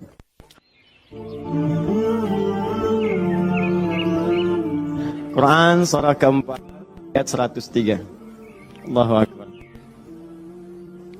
Ini dasarnya. Fa'idha qadaytumus shalah. Quran surah 4 An-Nisa ayat 103. Paling kanan, agak sedikit ke tengah. idza qadaytumus shalah fadhkurullah. Ya, maka jika Anda telah tuntas mengerjakan salat, telah selesai salatnya, fadhkurullah, segeralah berzikir kepada Allah Subhanahu wa taala. Jadi sunnah amalan pasca salat zikir. Ya, mengerjakan semua aktivitas yang mengingatkan kita dengan Allah Subhanahu wa taala. Zikir. Ragamnya sudah kita bahas, ya. Dari mulai istighfar, bacaan kalimat tauhid, Allahumma antas salam, bacaan ayat-ayat Al-Qur'an, sampai dengan doa Nabi yang singkat terakhir kita bahas, sampai kita dalami detailnya, dari mulai ilmu yang bermanfaat, rezeki yang terbaik, dan amalan yang diterima. Kita sudah sampai situ kan? Baik. Sekarang kita lanjutkan supaya tidak banyak mengulang. Kita lanjutkan pada hal yang paling pokok. Ketika Nabi bermohon kepada Allah menunjukkan satu contoh. Ingat, contoh. Di Nabi itu sifatnya ada langsung membimbing doa, ada diberikan doa contoh, yang dengan doa itu maksudnya tidak harus sama seperti itu. Kalau kebutuhannya beda, boleh minta yang lain. Tapi akan lebih bagus baca dulu standar doanya, baru tambahkan minta kepada lain-lainnya. Misal, kita turunkan misalnya. Kalau Anda punya kebutuhan pasca salat, ingin berdoa, boleh. Apa dalilnya? Di Ibnu Majah itu, nomor hadis 925. Nabi berikan doa standar. Allahumma inni as'aluka ilman nafi'a, wa rizqan tayyiba, wa amalan mutaqabbala. Minta ilmu, awas, yang bermanfaat. Minta rizki yang berkah, dan mohon diterima amalannya. Ilmu bermanfaat, rizki berkah, diterima amalan. Tiba-tiba Anda punya permintaan spesifik misalnya. Ustaz, saya seorang ibu, sekarang sedang mengandung. Pengen kandungannya itu Ustaz, diberkahi oleh Allah. Pengen lahirannya lancar, pengen normal, pengen baik. Apa doanya? Apakah boleh berdoa setelah itu? Boleh. Karena tadi doa yang disampaikan itu standar dari Nabi yang pokok, yang memberikan contoh, maksudnya silahkan berdoa, apa saja minta. Kalau nggak kepikiran doa, minta doa dengan yang standar ini. Itu maksudnya. Jadi tidak harus terbatas dengan doa itu, tapi jadikan sebagai patokan doa, setelah itu minta yang lain-lainnya. Paham? Baik. Nah sekarang saya ingin ajarkan, ada isyarat dalam Al-Quran, bagaimana supaya doa kita, mau minta apapun selama baik, menurut Allah, itu akan cepat dikabulkan. Seperti apa mintanya? Yuk, saya turunkan dulu satu, kita pelajari dasarnya dulu ya. Quran surah ke-7, ayat 23, dasarnya dulu. Nanti baru masuk kepada doanya. 2, Quran surah ke-28, misal ayat ke-16. 3, kita ambil misalnya Quran surah puncaknya langsung, 39, ayat 53. Lalu masuk kepada doa-doanya misal.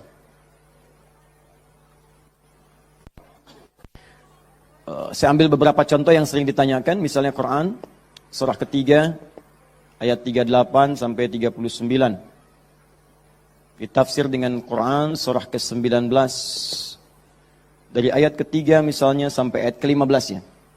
Ya. Ada lagi misalnya kita turunkan doa orang sakit misalnya, Quran surah ke-26 ayat 80. Bisa jadi penyakitnya lebih parah, kita turunkan Quran surah 21 ayat 83 sampai 84. Oh, doa paling favorit misalnya Quran, apa yang paling favorit? Masya Allah, sapu jagat, luar biasa ya. Anda tanya orang Arab, nggak ada yang tahu. Ya, cuma orang Indonesia. Atarif sapu jagat? Sapu jagat. Orang Indonesia luar biasa. Ada doa sapu jagat, doa sapu nggak ada jagatnya, doa jagat nggak ada sapunya. Quran surah 2 ayat 201. Paling kanan sebelah bawah. Saya contohkan ini dulu ya, yang lainnya banyak. Dan ini banyak, saya contohkan dulu sedikit supaya agak batas untuk kita bisa berdialog. Begini, kita mulai. Mohon izin, saya itu minta contoh gelas dengan air, bukan karena memang biasanya ada itu, bukan. Karena ingin mencontohkan tentang bab doa ini. Ya, ingin mencontohkan tentang bab doa. Perhatikan sini, fokus baik-baik. Lihat sini. Saya tidak akan minum sekarang. Lihat sini, fokus. Ini gelas, ada airnya. Warnanya apa? Bening, ya, warnanya bening. Nah, sekarang lihat, ada penutupnya? Halus atau keras? Baik, udah jangan main tebak-tebakan, kita coba dulu ya. Kalau tidak tahu, katakan Allahu a'lam. Lihat sini, ini spidol. Fokus. Perhatikan sini. Saya ingin masukkan ke dalam gelas. Masuk tidak? Kenapa? Ada penutupnya. Tuh, cukup agak lumayan. Ada lagi kalau ditutupnya seperti ini. Karena ini nggak ada penutup, kadang-kadang apa yang ada, itu yang digunakan. Tisu misalnya. Lebih halus daripada yang tadi. Perhatikan baik-baik. Ini kalau dimasukkan, bisa masuk. Ya, bisa, sudah. Kemudian, lihat baik-baik. Ada yang lebih keras lagi daripada yang pertama. Ini yang pertama, ini yang kedua. Misal, saya ambil yang lebih ekstrim seperti ini. Tutup begini. Fokus. Ini mau dimasukkan sampai kapanpun, sampai kiamat kurang 2 hari, susah. Sulit luar biasa. Perhatikan baik-baik. Fokus, fokus, fokus. Ada orang ingin bermohon kepada Allah Subhanahu wa taala. Kalau tidak ada sekatnya, tidak ada penutupnya, baik yang pertama, yang kedua, apalagi yang ketiga, maka semua yang diminta mudah untuk masuk. Minta spidol, masuk. Minta logam, masuk. Minta emas, masuk. Semua masuk. Tapi seringkali terjadi ada orang memohon, rasanya sulit kemudian untuk terkabul. Minta ini susah. Minta ini lambat. Minta ini sulit. Dan ini melanggar kaidah yang umum. Kaidah umumnya mengatakan setiap berdoa akan dikabulkan. Sepanjang itu baik bagi dirinya. Dan itu memang baik, tapi kenapa tidak masuk gitu. Misal kaidah standarnya di Al-Quran surah kedua Al-Baqarah ayat 186. Paling kiri sebelah bawah. Wa idza sa'alaka 'ibadi 'anni fa inni qarib ujibu da'watad da'i idza da'an falyastajibu li wal yu'minu bi la'allahum yarshudun. Kata Allah, Muhammad sallallahu alaihi wasallam, sampaikan kepada umatmu, jika kalian nanti ingin mencari Allah, kamu ditanya, ada yang ingin mencariku, mencari Allah, katakan padanya, enggak usah dicari, saya dekat. Itu memberi harapan. Saya sering sampaikan makna kalimat ini. Anda cari, tanya panitia, mana ustadznya? Dijawab, ustadznya belum ada berita. Dengan yang kedua, jangan khawatir Pak, sudah dekat. Mana yang paling menenangkan? Sudah dekat. Sudah dekat. Nah, ketika ada yang bertanya pada Muhammad, saya ingin mendekat kepada Allah. Jawab, tidak usah repot, Allah dekat. Silahkan kau mendekat kepada Allah, dan Allah akan dekat dengan kita, silahkan. Psikologis memberikan harapan. Dan umumnya, orang yang mendekat kepada Allah, umumnya, itu punya 2 kepentingan. Kalau bukan bertobat dari maksiat, yang kedua, punya permohonan yang ingin disampaikan. Makanya sebelum diungkapkan itu dijawab oleh Allah. Saya tahu paling hambaku kalau mau datang mau minta. Silakan cek. Besok mau ujian, malam tahajud. Padahal kemarin enggak. Ya. Besok lamar pekerjaan, malamnya istighfar. Kemarin kemana aja John? Ya. Selalu seperti itu. Minta. Kata Allah. Lihat kalimatnya. Ujibu da'watad da'i idza da'an. Kapanpun hambaku minta, aku akan kabulkan. Jadi rumus doa itu kalau diminta dikabulkan. Jadi nggak ada doa yang tidak dijawab sepanjang yang diminta itu baik. Sepanjang yang diminta itu maslahat. 3 sifat jawabannya. Diberikan seketika, jadi begitu dia meminta seketika dikabulkan. Kalau dia membutuhkannya. Allahumma ya Rabb, Allahumma ya Rabb, Allahumma ya Rabb. Saya ingin berdakwah ya Allah dengan teknologi. Saya ingin niatkan ya Allah masuk ke ITB supaya dengan ilmu itu saya bisa mengembangkan teknologi untuk mendekatkan orang kepadamu. Minta dia malamnya, luluskan saya ya Allah. Besoknya keluar lulus. Kalau benar maslahatnya. Ada yang kedua. Ditunda itu sampai dia sanggup untuk menerimanya sebagai amanah kehidupannya. Tidak seketika dijawab. Tapi nanti ketika dia sanggup baru diberikan. Karena kalau Allah berikan dalam hal tidak sanggup, tidak adil Allah. Karena Allah tidak memberikan ujian pada yang tidak sanggup. La yukallifullahu nafsan illa usaha. Jadi sekali lagi sering saya katakan, kalau Anda sedang diuji, jangan mengeluh. Karena Anda pun dipercaya oleh Allah. Allah yakin dengan Anda, kenapa Anda ragu? Jadi kalau Anda sekarang punya musibah, punya ujian, entah di rumah tangga ujiannya berat, entah di kantor misalnya ujiannya berat, entah dalam kehidupan, semuanya, semua orang tidak ada yang tidak punya ujian, semua diuji. Wala nabluwannakum bisyai, kata Allah, Quran surah kedua ayat 155. Semua yang hidup punya ujian. Dan sifat ujian itu tidak akan diberikan pada yang tidak sanggup. La yukallifullahu nafsan illa usaha. Kalau kamu nggak sanggup, saya nggak akan berikan, kata Allah. Jadi kalau ibu sedang punya ujian di rumah tangga, jangan mengeluh, Bu, seberat apapun, karena ibu itu sanggup. Allah percaya pada ibu, kenapa ibu nggak yakin? Antum punya ujian di kantor, berat rasanya Ustadz, betul memang berat, tapi Anda yang sanggup. Kalau ujian itu diberikan pada Adi Hidayat nggak sanggup. Anda hebat, kata Allah, kenapa Anda mengeluh? Ya Allah, kenapa saya? Ya Allah, ya emang kamu yang sanggup. Why me? Why not? Iya. Jadi semuanya itu ada ukurannya, nggak usah khawatir itu dengan itu semua. Ada takarannya, ya. Dan Allah itu punya sifat keadilan yang sangat luar biasa. Rizki adil, semua diberikan. Kadang-kadang itu nalar belum sanggup menalarnya. Yakin dulu iman, begitu iman hikmah datang. Kan dulu pernah saya sampaikan untuk analogi sederhana tentang cicak dan nyamuk. Masih ingat? Coba cicak, bagaimana beraktivitasnya? Merayap di mana? Dinding. Makanannya apa? Yang paling utama nyamuk. Nyamuk apa aktivitasnya? Terbang. Nyamuknya punya sayap, cicaknya tidak. Kan pernah saya sampaikan, kalau nyamuknya punya akal dan jenius, cicak jadi mainan. Cicak di dinding, dia dekat lampu. Cicak, ayo sini kalau berani. Alhamdulillah, hewan tidak diberi akal. Tapi bukan itu yang mau saya sampaikan. Keadilan Allah menjadikan cicak tetap mendapatkan makanan. Orang tua kita nggak punya banyak dalil. Cuman fitrahnya memberikan kepada kita gambaran-gambaran kehidupan. Dikatakan oleh mereka, cicak-cicak diam-diam. Bayangkan, yang Allah tuntut cak merayap. Rayap aja. Mau diam-diam, mau biasa. Dicontohkan diam-diam aja merayap. Diam-diam merayap. Teruskan, datang seekor nyamuk. Ketika cicak merayap, datang seekor nyamuk. Bukan cicak yang mendatangi nyamuk, nyamuk yang mendatangi cicak. Siapa yang memberikan dorongan nyamuk datang ke cicak? Allah. Jadi kalau dia mengerjakan ikhtiar dari Allah, maka datanglah hasilnya. Cicak, kamu merayap aja. Begitu merayap, datang seekor nyamuk. Selanjutnya, silahkan. Ya. Tangkap, selesai. Itu poin yang pertama. Jadi saya ingin berikan gambaran dalam kehidupan, ada unsur keadilan yang diberikan oleh Allah Subhanahu wa Ta'ala. Jadi yang pertama tadi langsung diberikan, yang kedua ditunda, dia saat sanggup menerimanya. Kalau nggak sanggup, nggak akan dikasih. Anda punya anak 5 tahun, ya, pengen minta hadiah pada Anda. Bobo, motor. Pengen minta motor. Anak 5 tahun pengen minta motor beneran. Dibelikan nggak? Ya, Anda memang mampu. Tapi pada saat itu, nanti nak ya, Bapak belikan motor yang hebat. Sekarang motor yang ini dulu, motor-motoran. Setelah itu, dia siap 2 tahun, 3 tahun, 4 tahun, 10 tahun ke depan, diberikanlah motor itu. Apa karena Anda tak mampu memberi? Tidak, karena dia belum siap. Anda minta sekarang, tiba-tiba 10 tahun kemudian Anda dapatkan. Cuman saat dapat, Anda nggak sadar kalau itu tuh hasil doa Anda yang dulu. Itu. Kadang-kadang demikian. Anda pengen jadi dokter. Ujungnya kan dokter, masuknya pengen ke UI. Tiba-tiba keterimanya di Undip misalnya.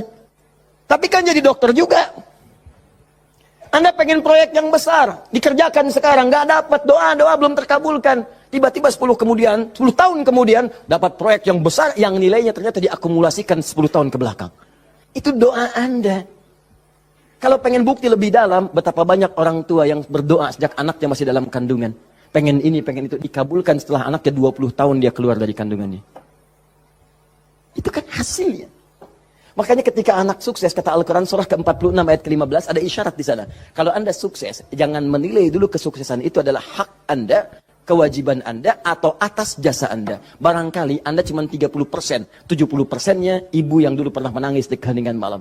Ya Allah, jadikan anak saya seorang insinyur, ya Allah. Ya Allah, jadikan anak saya, ya Allah, orang yang soleh. Ya Allah, jadikan anak saya si fulan. Bapak Anda yang dulu cuma makan singkong, datangnya ke sawah, kemudian kerjakan segala rupa, ya Allah. Jadikan anak saya lebih hebat dibandingkan saya. Puluhan tahun yang lalu mereka bermohon kepada Allah, doanya terkabul ke puluhan tahun kemudian. Makanya ketika Anda berhasil, kata Al-Quran, jangan dulu merasa bangga, karena boleh jadi jasa terbesarnya jasa orang tua dulu. Makanya Ismail, perhatikan baik-baik. Ismail yang mendapatkan air zam-zamnya. Lihat. Bergerak kakinya, gerak, keluar. Tapi Anda jangan lupa, ketika Ismail kehausan, ibunya mencari air. Disimpan Ismail, dia bergerak tangan kakinya. Karena kalau anak itu sudah mulai haus baik, pasti tangan kaki itu bergerak. Tapi air nggak keluar. Kapan air keluar? Setelah Sayyidah Hajar bolak-balik. Safa Marwah bermohon kepada Allah. Positif, berdoa, minta. Ketika kemudian bagian yang terakhir ketujuh itu berada kemudian di Marwah, tiba-tiba mendengar satu percikan air keluar. Kapan air keluar? Karena jejak kaki Ismail yang menendang kemudian ke arah pasir itu, malaikat mengepakkan sayapnya. Keluarlah. Kata ibunya, zam. Zam itu artinya kumpul jangan berhenti, kumpul jangan berhenti, kumpul jangan berhenti. Kalau kumpul saja mungkin berhenti, ijma, tahadda. Ini zam. Kumpul, jangan berhenti. Sampai sekarang air itu selalu berkumpul, tidak pernah berhenti. Dikenallah dengan air zam-zam. Orang kebanyakan cuma minum zam-zamnya, tapi tidak pernah mendalami kisahnya. Di situ ada bakti orang tua, di situ ada sayang kepada ibu, di situ ada cinta kepada orang tua, dan sangat luar biasa. Poin ketiga, kadang-kadang meminta sesuatu yang A diberikan B oleh Allah. Karena boleh jadi, maaf yang dimintakan itu tidak ada maslahat untuk kita. Dalilnya Quran surah kedua ayat 216, paling kiri sebelah atas.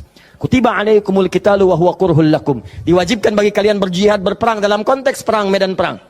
Tapi ada juga konteks umum dengan rumus tafsir al-ibratu bi umumil lafzi la bi khususis sababi. Kalau ada lafaz dalam Al-Qur'an jangan dikhususkan pada sebabnya, sepanjang konteksnya umum. Perang terbesar, perang melawan perasaan kita. Perang melawan hawa nafsu. Perang melawan negative thinking, kadang-kadang negatif kepada Allah. Kenapa saya ya Allah? Kenapa ini enggak berakhir ya Allah? Kata Allah, "Hei, asa an takrahu syai'an fa huwa khairul lakum." Boleh jadi kamu enggak suka, tapi ini yang terbaik buat kamu. Kamu kan enggak tahu kapan wafat. Bukankah kalau saya belum kabulkan kamu rajin tahajud? Kamu rajin puasa? Kamu rajin baca Al-Quran? Kamu kemana aja selama ini? Mau wafat masih sibuk dunia. Saya pengen yang terbaik untukmu sampai pulang ke akhirat. Dipaksa untuk mendapatkan itu. Kadang-kadang kamu pengen yang ini dunia, ini nggak bagus. Kamu pengen direktur, kamu maksiat banyak nanti di sana. Cukup level manager saja. Wa asa an tuhibbu syai'an fa huwa syarrul lakum. Kadang-kadang yang ideal yang dipengenkan itu nggak bagus kata Allah. Kenapa? Wallahu ya'lamu wa antum la ta'lamun. Karena Allah tahu masa depan engkau tidak. Anda punya anak 5 tahun sakit, dia kata dokter jangan makan apel. Jeruk boleh nggak dok? Boleh. Maka anak itu merengek, mama pengen apel. Kata mama jangan, nak nggak bagus. Apel dibelikanlah jeruk. Ini kan jeruk mama, bukan nak, ini jeruk rasa apel. Paham? Nah, jadi ini yang pertama, sifat doa itu kalau diminta pasti dikabulkan. Tapi ada segelintir orang yang ketika memohon ternyata tidak mendapatkan bagian itu. Apa persoalannya? Perhatikan hadisnya sahih sampai Al-Imam An-Nawawi mencantumkan ini dalam salah satu hadis di Al-Arba'innya. Thumma dzakara rajulan. Awas hati-hati. Yutilus safara. Thumma dzakara rajula yutilus safara asy'atha aghbara. Lalu Nabi mengisahkan tentang seorang lelaki yang menempuh perjalanan panjang sampai tampilannya penuh debu. Ya, bahasa Inggrisnya kurang lebih the kill of the kumel. Ya. Jadi udah banyak debu lah ya dalam dirinya. Awas ya, yamuddu yadaihi ilas sama, lalu mengangkat tangannya ke langit, ngangkat tangan. Nanti saya ajarkan fikih mengangkat tangan ya. Fayaqulu ya Rab, dan dia berkata ya Rab. Fokus sebentar. Orang ini kisahnya itu punya permohonan yang sangat berat ingin disampaikan. Penting permohonannya, sangat pengen dijawab. Lalu dia melihat cara doa cepat dikabulkan. Di antaranya ada 3. Ada 3. 1, doa dalam perjalanan. Perjalanannya perjalanan pada ketaatan, bukan maksiat. Awas hati-hati, bukan perjalanan maksiat dan bukan jalan-jalan biasa. Awas hati-hati. Kau mau kemana? Mau ke Hawaii? Titip doa ya. Doa orang safar kan dijawab. Tuh yang umrah, yang haji, gitu kan? Ya, itu yang dimintakan. Mohon, minta. Tapi kalau yang perjalanan maksiat tidak. Bro, mau kemana? Las Vegas. Titip doa ya. Itu belum dimohon, udah ditolak. Ya, belum dimohon. Jadi, 1 menempuh perjalanan panjang. 2, orang yang mengangkat tangan. Jadi usahakan nanti saat berdoa itu biarkan mengangkat tangan. Nanti ada fikihnya. Ada yang cuma 1 jari misalnya, ya saat khutbah Jumat khatib ada. Ya, ada yang kemudian mengangkat tangannya, ada yang rendah, ada yang tinggi, ada yang posisi begini ada saat istisqa. Yang standar itu angkat kedua tangannya, ya sejajar dengan dadanya di sini, sejajar. Sini ya. Dan nggak usah malu. Allah itu kan tidak akan malu untuk memberi. Justru Allah itu dalam hadis sahih. Allah akan merasa malu, di sini bahasa kiasan, majas maksudnya. Membiarkan seseorang yang mengangkat tangannya, kemudian dalam keadaan hampa, artinya tidak menjawab doanya. Dia ada seorang bertanya kepada Rasulullah, ya Rasulullah bagaimana seorang berdoa mengangkat tangannya? Kemudian Nabi mengatakan, bagaimana menurutmu kalau ada seseorang meminta kepadamu menengadahkan tangannya begini? Ustaz, tolong Ustaz. Di depannya langsung begini. Dua-duanya begini. Kata orang ini, saya malu kalau nggak ngasih. Saya malu kalau nggak ngasih. Maka kata Nabi, Allah lebih merasa malu. Karena Allah itu sifatnya lebih dalam dibandingkan dengan hamba. Rahmannya, rahimnya, pemberinya, wahabnya. Kata Nabi, Allah lebih merasa malu ketika membiarkan seorang mengangkat tangan memohon dan meninggalkan dalam keadaan hampa. Ya, jadi Anda mengangkat, itu biasanya sejajar dengan dada di sini yang standar. Kalau saya biasanya mendekatkan seperti ini dan menggabungkan di antara jemari di garis-garis yang ada ini. Kan garis kita itu kan ada garis kan, kanan kiri. Ya, biasanya kalau saya mendekatkan begitu kemudian menyatukan dan meluruskan lalu bermohon kepada Allah. Ya, nanti ada lagi fikih yang lain menghadap kiblat dalam keadaan berwudu ada, tapi poinnya mengangkat tangan. Ya, standarnya mengangkat sejajar dada. Boleh seperti ini renggang boleh. Mau dirapatkan seperti tadi boleh. Ya, saya memilih untuk yang merapatkan. Ya, silahkan bebas. Yang penting di sini ada dalil mengangkat tangan boleh saat berdoa. Baik, 2, 3, memohon didahului dengan al-asmaul husna. Memohon didahului dengan al-asmaul husna. Masih ingat yang pertama tadi apa? Safar, perjalanan jauh. Kedua, mengangkat tangan. Ketiga, dibuka atau didahului dengan al-asmaul husna. Ya, awas fokus. Dalilnya apa? Langsung dari Al-Quran dan Sunnahnya. Di Al-Quran misalnya Quran surah ke-17. Sudah? Dari ayat 110-nya. Ketika Allah sampaikan, Qulid Allah awidu ar-Rahman ayyamma tad'u falahul asma'ul husna. Ada? Paling kanan, agak sedikit ke tengah. Qulid Allah. Hei, kalau kamu punya kebutuhan, panggil Allah. Panggil Allah. Bukan panggil dukun, bukan panggil paranormal, bukan panggil yang macam-macam. Panggil Allah, minta. Karena Allah sudah janji. Allah sudah berjanji dalam kandungan kita. Di Quran surah ke-7 ayat 172. Wa idh akhadha rabbuka min bani Adam min zuhurihim dzurriyyatahum wa ashhadahum ala anfusihim. Awas, alastu bi rabbikum? Qalu bala syahidna. Ketika Allah mengambil perjanjian pada setiap anak cucu Adam. Awas, hati-hati, sejak dalam masa kandungan. Ditafsir di Al-Arba'in, di hadis Nabi riwayat Abu Abdurrahman Abdullah bin Mas'ud radhiyallahu ta'ala anhu. Awas, nomor 4 posisinya di Al-Arba'in, paling kiri sebelah atas. Disampaikan, inna ahadakum yujma'u fi batni ummi, kata Nabi, 40 yawman nutfah, thumma yakunu 'alaqah, thumma yakunu mithla dhalika mudghah, thumma yursalu ilaihi al-malak. Awas, fayanfukhu fihi ar-ruh wa yaktubu bi arba'in, yu'maru bi katbi 40. Ya bi katbi rizqihi wa ajalihi as'idun huwa am syaqiyyun. Awas, hati-hati. Dalam usia 4 bulan ditiupkan nafasnya. Awas, masuk ruhnya, ditiupkan ruh, bernafas dia, ditetapkanlah 4 hal, terjadilah perjanjian pada saat itu. Perjanjian pertama, alastu bi rabbikum. Apakah engkau berikrar mau menjadikan aku sebagai Rabb? Siap? Apa? Kenapa menyebut Rabb? Padahal Allah bisa mengatakan begini, alastu ilahakum, alastu rahmanakum. Tapi Allah mengatakan alastu bi rabbikum. Bukankah aku Rabbmu? Rabb tidak disebutkan kecuali mengandung sifat rububiyah. Rububiyah itu perawatan, pengawasan, perhatian. Sifatnya yang paling pendek disebut dengan murabbi. Karena itu guru orang tua disebut murabbi. Karena orang tua memperhatikan, orang tua merawat. Kalau tanpa batas, perawatannya cepat, perhatiannya dalam, hilangkan kalimat mimnya, muncullah kalimat Rabbnya. Maka Allah disebut dengan Rabbun. Kalau kita meminta, Allah lebih cepat pemberiannya dibandingkan dengan hamba. Dan tidak ada batas. Rabbun, Rabbun, Rabbun. Makanya setiap kita minta, disebutkanlah kalimat Rabb itu.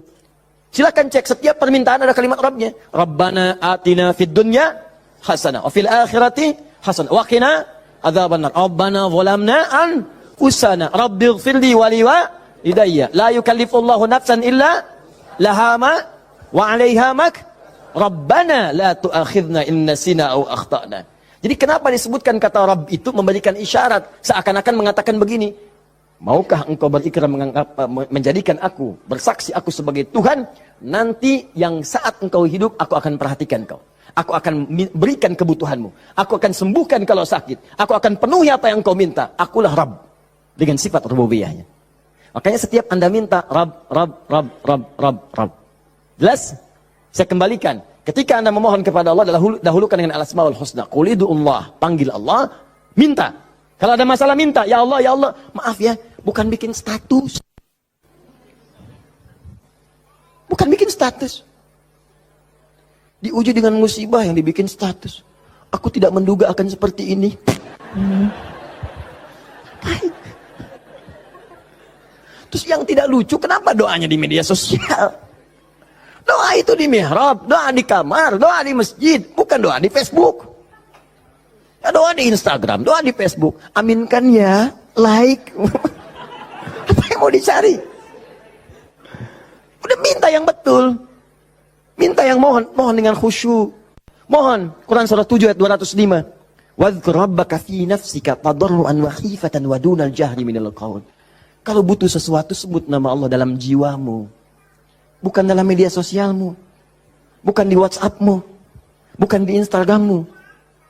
Online-kan hatimu dengan Allah. Minta dalam jiwamu dengan penuh ketundukan. Dengan penuh kepasrahan. Dengan penuh harap. Mohon ya Allah. Ya Allah, ya Rabb. Minta. Sebut namanya bagaimana ya Allah. Atau yang kedua Ar-Rahman. Atau, nah ini rumusnya. Ayyamma tad'u. Atau kapanpun kamu ingin panggil, minta sama Allah. Falahul asma'ul husna. Carilah nama-nama terbaik yang Allah miliki sesuai dengan kebutuhanmu. Jadi Allah itu telah memberikan nama bagi dirinya sesuai kebutuhan kita. Panggil dengan nama itu. Misal ya, maaf. Anda terkait rezeki nih, mau bekerja, pengen rezeki yang berkah. Panggil namanya ya Allah, sambungkan dengan nama Asmaul Husnanya. Ya Allah, ya Razzaq. Teman-teman yang kuliah di kampus, di sekolah, besok mau ujian atau mau masuk sekolah belajar pertama, supaya diberikan ilmu yang dalam. Ya Allah, ya Alim. Allahumma faqihni fid din, wa alimni ta'wil. Ya Allah, ya Alim. Rabbi zidni ilma, warzuqni fahma. Ya Allah, ya Alim. Punya ujian berat. Ya Allah, ya Sabr. Diganggu di pekerjaan, di aktivitas. Ya Allah, ya Malik, ya Jabbar. Minta. Dan jangan semua harus disebutkan. Nanti yang tidak dibutuhkan jadi muncul. Ya Allah, ya Rahman, ya Rahim, ya Malik, ya Kudus. Memang boleh, nggak apa-apa. Kalau untuk ibadah, bacakan itu boleh. Tapi kalau untuk bermohon, saya sarankan cari yang sesuai kebutuhan. Kalau mau ibadah dengan menyebut nama saja boleh, silakan. Tujuannya apa? Zikrullah bidzikri asma'il husna. Zikir kepada Allah dengan menyebut al-asmaul husna boleh. Ya Allah, ya Rahman, ya Rahim, ya Malik, ya Kudus, sampai akhir. Saya dulu ujian pertama kali masuk jurusan akidah, begitu masuk pertama kali, soal ujian di akidah itu cuma 3. Tapi setiap akan menjawab 3 itu, selalu harus dituliskan Al-Asma'ul Husna dari awal sampai akhir, dengan hadisnya plus tafsirnya. Baru boleh jawab soal. Betul. Itu ujian saya dulu begitu. 3 soal Anda bayangkan. Setiap soal Al-Asma'ul Husna dulu. Tulis.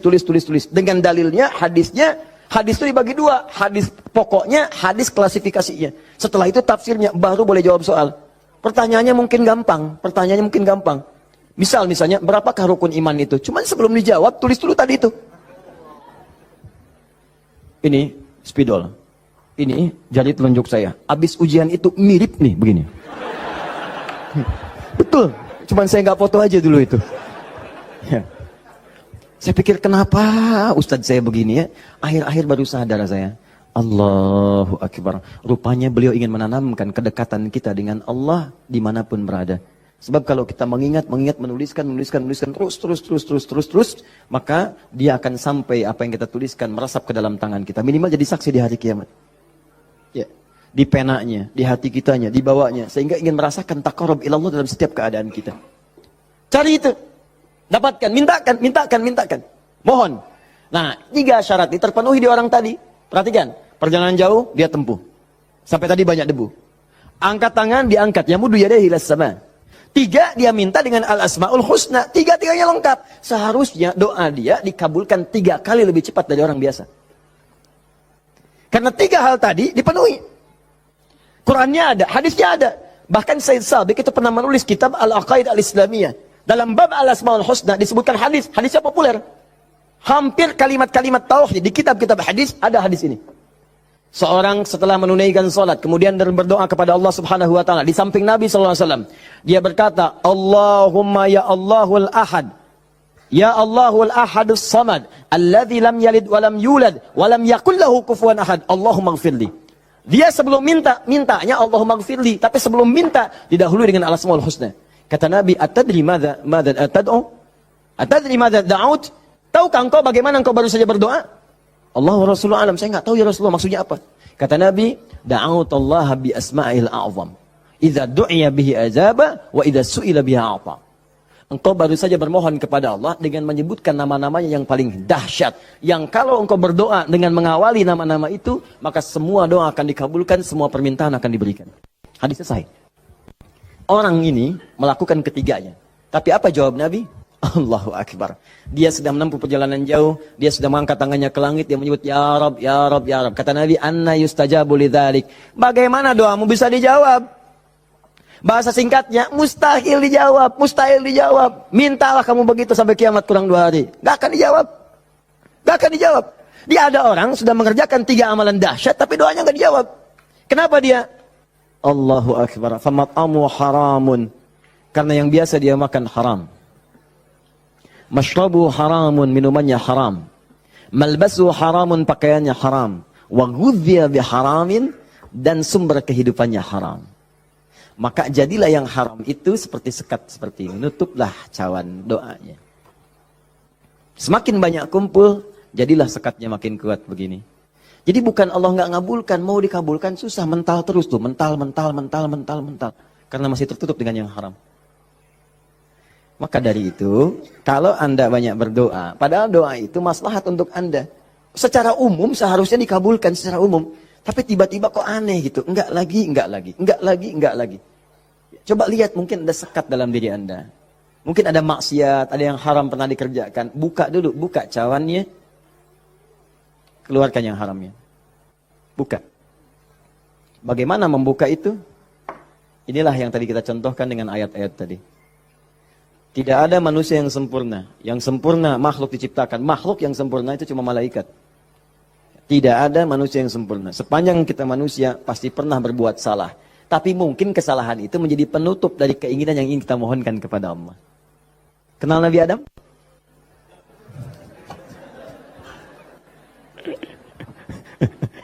Alhamdulillah. Habis puasa dapat Lailatul Qadar, kenal Nabi Adam. Nabi Adam itu manusia pertama yang diciptakan. Kemudian ditempatkan di surga.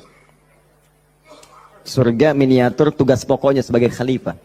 Bukan surga yang akan kita tinggali nanti. Secara singkat, di surga itu diberikan 2 sifatnya, baik sebagai nabi ataupun sebagai manusia. Untuk pelajaran bagi kita anak cucunya. Disebut Bani Adam, semua anak manusia yang lahir sampai dengan nanti kiamat menjelang, itu semua anak cucu Adam. Ingat ya? Disebut Bani Adam. Bani itu anak cucu sampai habis. Bani anak cucu. Jadi semua berasal dari Adam. Jangan pernah dengarkan, jangan pernah mau menyimak kalau ada orang mengatakan manusia bukan berasal dari Adam. Kalau ada yang mengatakan manusia berasal dari monyet, nggak usah dengarkan. Bilang aja kalau Anda berasal dari kecil, jangan ngajak-ngajak saya. Ya, Bani Adam. Nah, ketika dimasukkan ke surga, maka nikmat surga itu kan diberikan, jaminan kan, Nabi kan dijamin kan, Rasul dijamin kan. Maka langsung dimasukkan. Tapi di situ dilatih sifat kemanusiaannya. Apa sifat kemanusiaannya? Quran surah kedua ayat 35. Wala taqraba hadhihi syajarata fatakuna minadh zalibin. Awas. Wa qulna ya Adam uskun anta wa zaujukal jannah. Kami firmankan Adam, kamu dan pasanganmu, istrimu masuk ke dalam surga. Wa kula minha haitsu syi'tum ragadan haitsu syi'tum. Silakan nikmati semua kenikmatan di surga. Wala taqraba. Tapi jangan dekati ini. Jangan sentuh yang ini. Hadhi syajarata, pohon yang ini. Sentuh pun gak boleh, mendekat gak boleh. Awas. Jadi nanti ada yang dahsyat, larang itu, larang. Perintahnya ada yang mendekat pun gak boleh. Apalagi dikerjakan. Zina, perintahnya wala taqrabu zina, jangan dekat-dekat. Jadi kalau ada perintah dalam Al-Quran jangan dekat-dekat, berarti dosanya gede, besar. Mendekat ya gak boleh. Kalau dikerjakan makin dahsyat dosanya. Makanya zina masuk ke dalam sab'ul mubiqat, 7 dosa besar. Dekat-dekat aja nggak boleh. Nah, cuman psikologi masyarakat sekarang itu, kalau nggak boleh dekat-dekat, makin penasaran. Itu yang jadi masalah. Makanya di Quran itu seringkali tegas. Kerjakan jahanam, kerjakan neraka. Harus begitu. Karena ada orang itu kalau dilarang suka penasaran. Nih, lubang, jalan. Di lubang ini ada buaya, lompatnya tinggi. Ada tulisan di sini, hati-hati, dilarang nengok. Lewat. Apa sih ini? Penasaran. Oh, gitu. Jadi kalau masih begini, kadang pengen dilihat. Ganti kalimatnya. Nengok, wafat.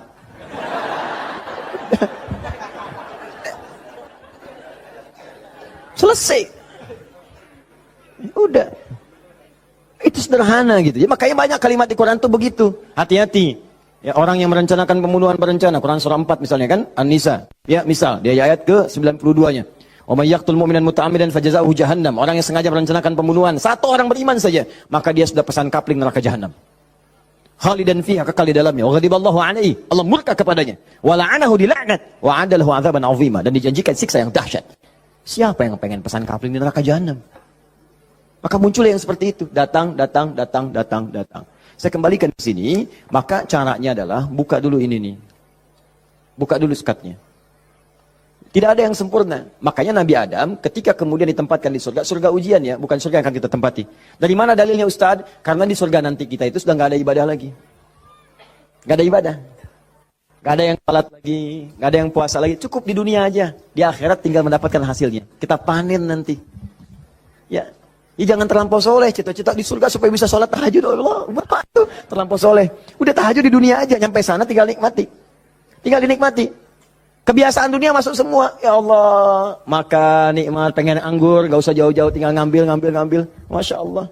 Ustaz merokok boleh enggak? Silakan, ambil apinya di neraka. Ya.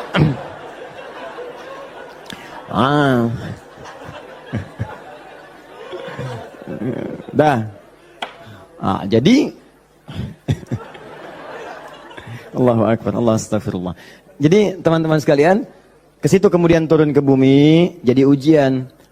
Digodalah oleh setan. Waswasalahum syaitan, digoda oleh setan. Singkatnya ketika digoda itu, kemudian godaan itulah yang menjauhkan Nabi Adam dan pasangannya dengan Allah Subhanahu wa taala. Turunlah terpeleset turun ke bumi. Singkatnya jadi pelajaran itu. Perhatikan baik-baik. Ini yang mau saya sampaikan. Ketika Nabi Adam, padahal beliau nabi, sifat nabi itu maksum. Kenapa diperkenankan oleh Allah berbuat salah pada saat itu dengan sifat kemanusiaannya? Padahal beliau nabi. Awas hati-hati. Ternyata bukan karena sifat kenabiannya, tapi sebagai contoh bagi anak cucunya yang bukan nabi, yang tidak punya sifat maksum. Jadi kalau nggak diberikan contoh begitu, tidak ada jalan bagi kita bagaimana cara mengembalikannya. Makanya dibuat kisah dalam Al-Quran itu, disampaikan, bukan dibuat kisah, kisahnya ada, disampaikan ke kita. Diberitakan. Ini dulu Adam dengan sifat kemanusiaannya salah. Padahal dia nabi, maksum, bisa dijaga oleh Allah. Kenapa diperkenankan salah? Untuk menunjukkan ibrah, pesan kepada kita, kalau salah, begini cara kembalinya. Maka ketika berbuat keliru itulah diturunkan kalimat pertamanya untuk mengangkat sekat ini. Jadi kalau nggak pernah diangkat, ini hubungan dengan Allah itu tersekat. Diangkat sekat ini, apa yang diturunkan pertama kali? Kalimat untuk mengembalikan kepada yang jernih. Asal jernih begini, ditutup begini, dikembalikan lagi. Sesuatu yang dikembalikan ke awal dengan cara yang baik disebut dengan tabayatubu. Sifatnya disebut dengan taubah. Awas. Hati-hati. Maka Allah turunkan kalimat pertama ketika turun ke muka bumi. Kalimat pertamanya, Quran surah kedua ayat 37. Fatalaqa Adamu min rabbihi kalimatin fataba alaih. Maka Allah turunkan kalimat taubat. Taubat itu maksudnya kembali kepada jalan yang baik. Tadi tersekat, buang sekatnya, balikin lagi ke awal. Ya, fataba alaih, maka diterimalah jalan kembalinya itu. Kalau sudah balik lagi silahkan, pengen apa aja diberikan. Minta. Maka apa kalimat tobat yang pertama kali itu? Disebutkanlah di Quran surah ke-7 tadi, ayat 23. Rabbana zalamna anfusana wa illam taghfir lana wa tarhamna lanakunanna minal khasirin. Itulah kalimat pertama untuk membuka sekat-sekat yang haram dan maksiat saat kita merasa ingin kembali ke jalan yang benar. Maka ulama sebagian menyimpulkan, kisah ini menunjukkan pesan bahwa tidak ada manusia yang sempurna. Kadang-kadang banyak yang berbuat maksiat. Kalau pernah salah, memang kita nggak sempurna. Tapi sifat kemanusiaan kita menunjukkan kita mesti tobat. Sebab ada makhluk sempurna yang nggak kenal salah, malaikat. Makhluk salah nggak kenal benar, jadi nggak kenal tobat, namanya setan. Ada makhluk tengah-tengah, kadang benar, kadang salah. Ketika salah dia kembali kepada yang benar, namanya manusia. Jadi bedanya manusia dengan malaikat, malaikat nggak pernah salah, manusia salah. Bedanya manusia dengan setan, setan salah nggak mau tobat, manusia salah pasti tobat. Jadi kalau ada manusia salah nggak mau tobat, patut ditanya, ini manusia atau sifatnya. Jadi kita mesti tanyakan, lihat di cermin. Kalau Anda pernah punya salah, pasang cermin yang besar, tanya, kamu ini manusia apa setan? Manusia. Setan. Manusia. Setan. Saya manusia. Saya mesti tobat. Kamu kalau nggak tobat sekarang, wafat kamu. Tuliskan. Nggak tobat, wafat. Tuliskan. Sujud Anda. Bangun malam. Minta. Nangis. Minta. Tobat. Kalimat itu. Makanya setelah kalimat itu dibacakan, baca. Muncullah kemudian ayat 26-27-nya itu. Ya bani Adama. La yaftinannakumus syaitanu. Kama akhraja abawaikum minal jannah. Hei anak cucu Adam, anak cucuku, disebut anak cucu. Jadi kisah tadi itu buat kita yang bukan nabi, bukan rasul. Jangan sampai kamu digagalkan oleh setan, digoda setan. Seperti dulu bapak ibumu, kakek nenekmu, dipelesetkan begitu. Kamu jangan sampai terjadi seperti itu lagi. Kalau kejadian, begini cara pulangnya. Makanya kalau ingin berdoa, pertama kali sebelum meminta, lulus ujian kah, lancar rezeki kah, damai di rumah tangga, buka dulu skatnya. Supaya apa yang kita minta mudah masuk semuanya. Jelas? Buka. Kalimat pertama standarnya, Rabbana zalamna anfusana wa illam taghfir wa tarhamna lanakunanna minal. Ini yang paling standar, dosa standar. Ya, dosa standar itu jangan dipahami harus dilakukan, tidak.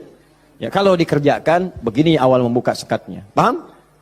Saya cepat. 2, agak naik level dosanya. Ini satu contoh dosa ini agak besar yang ini. Bahkan dosanya bisa lebih dahsyat kalau direncanakan, diniatkan. Misal, maaf ya, maaf. Saya pun mengagendakan nanti di tahun ini mudah-mudahan bisa Allah berikan kesempatannya. Saya pengen juga bisa safari ke pesantren-pesantren, ya, lembaga permasyarakatan, ya, Sukamiskin misalnya, kemana lagi, bisa lihat. Saya pengen sampaikan kepada mereka bahwa Anda nggak ada yang sempurna. Tidak ada yang sempurna. Semua orang pernah berbuat salah. Cuman kita bisa berubah. Dan banyak di masa lalu orang yang banyak salah. Ada pemabuk, pezina, pembunuh, dan mereka memilih tobat. Dan ternyata dijamin surga oleh Allah Subhanahu Wa Taala lewat lisan Nabi. Kenapa kita nggak bisa? Ini dosa yang pernah dilakukan dalam kasus pembunuhan. Kalau yang ini tidak sengaja, sifatnya tidak sengaja. Ini contoh, diperkenankan oleh Allah sebagai contoh. Kalau orang berbuat seperti itu, bagaimana cara baliknya? Kenal Nabi Musa? Kenal. Luar biasa, Nabi Adam kenal, Nabi Musa kenal. Jangan-jangan Fir'aun juga kenal. Ya Allah. Saya tuh kalau Fir'aun suka ingat suka bumi itu hubud dunia. Suka bumi hubud dunia, suka hubun bumi dunia. Saya tanya di panggung, ada yang kenal Fir'aun? Kenal. Masya Allah. Di sini masih agak mendingan lah Nabi Adam, Nabi Musa. Sana Fir'aun. Nabi Musa paham semua kisahnya. Secara singkat kemudian sedang beliau berpetualang. Secara singkat ya. Jalan menemukan 2 orang berselisih. Berselisih sampai mau berantem. Dipisah sama Nabi Musa. Dipisah. Udah dipisah sama beliau, pisah, jangan begini, ini gak bagus. Dipisahin singkatnya. Saat dipisahin itu, ini belum ada pengangkatan sebagai nabi, ya. Saat dipisahkan itu, tiba kemudian, ternyata salah satu yang berselisih itu adalah dari kelompoknya, kampungnya lah, golongannya. Sama-sama tanah kusir misalnya gitu kan. Malah ngadu, Musa kamu gimana? Kamu kan teman saya, sekampung kita nih, ini merendahkan kita nih. Ayo keroyak bareng-bareng. Ini provokasi kata Musa, diluruskan oleh Musa. Diluruskan. Begitu diluruskan, masih ngotot, diberi pelajaran, tampar oleh Musa. Nabi Musa itu, kekuatannya, teman-teman sekalian, setiap Nabi itu punya kekuatan 10 kali laki-laki biasa. Dan Nabi Musa terkenal sebagai Nabi juga yang paling kuat. Tampar, wafat. Musa. Alhamdulillah Nabi kita Nabi Muhammad.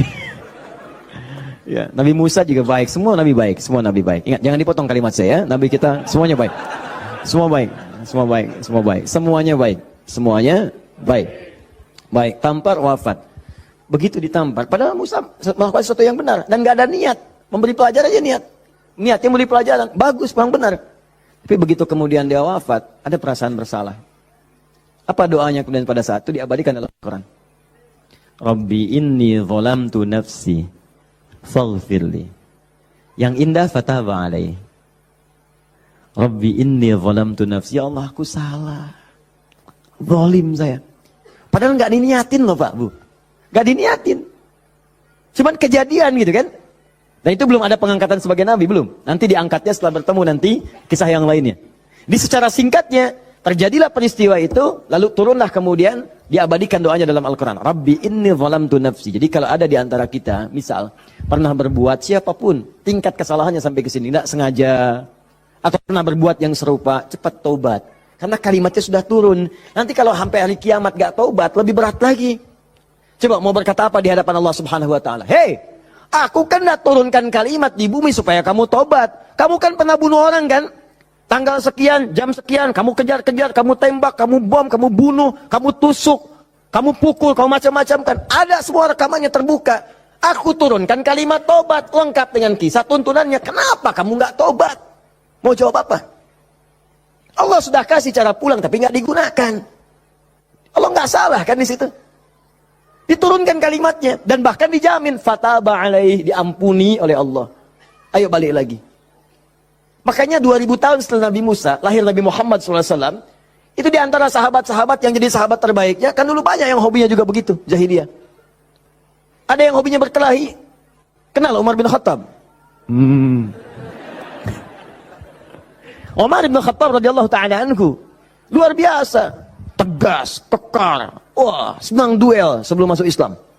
Siapa yang berani dengan saya? Ayo naik ke bukit itu. Jabal Qubais ditunjuk, bukit paling favorit. Naik ke sana, yang sekarang ada istana raja di situ. Ya di samping Zam-Zam itu. Naik. Sebelum berduel dengan saya, pamit dulu pada ibu yang telah melahirkannya, karena dia akan pulang tanpa nama. Umar, Allahu Akbar. Apa yang terjadi? Masuk Islam, halus. Toha, tersentuh, masuk Islam. Lalu kasarnya berubah menjadi tegas, dipakai melindungi Nabi SAW, dipakai menegakkan syariat dengan baik. Kehalusannya muncul, sampai datang tengok orang jadi khalifah, perhatikan orang, luar biasa. Tegasnya muncul. Ya, waktu Abdullah bin Ubay bin Salul itu, seorang munafik, kalau sholat di belakang Nabi, saf paling depan. Tapi begitu bubar, provokator paling pertama Abdullah bin Ubay bin Salul. Begitu keluar, Muhammad nih SAW. Mecah belah kita aja. Datang ke sini pengen jadi pemimpin. Dia punya masjid sini, kita bikin masjid yang lain. Bikin dirar. Selalu dipecah. Orang dah siap-siap perang Uhud, di pertengahan jalan, diprovokasi. Balik aja balik. Pasukan musuh lebih kuat. Ayo balik-balik. Sepertiga berputar desersi. Anda bayangkan. Tapi apakah Nabi langsung menghukumi? Tidak. Nabi kenapa nggak dihukumi? Umar, gregetan saya. Ya, kata Nabi, kan belum jelas kelihatan nampaknya. Nanti jadi fitnah. Pecah nanti semuanya. Karena dia masih dianggap pemimpin di kalangan yang lainnya. Biarlah nampak nanti Allah berikan hujahnya untuk dia. Satu kali, tapi kalau di depan baik, di belakang menusuk dari belakang. Satu kali sakit. Begitu saat sakit itu, anak Abdullah bin Ubay bin Salul, anaknya namanya Abdullah. Baik, soleh.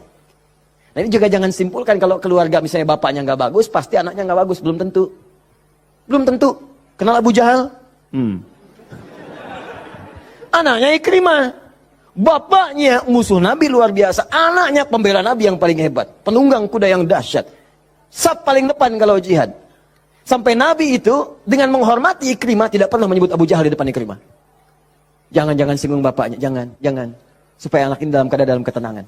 Abdullah bin Ubay bin Salul anaknya taat. Namanya Abdullah juga. Sakit bapaknya datang kepada Nabi.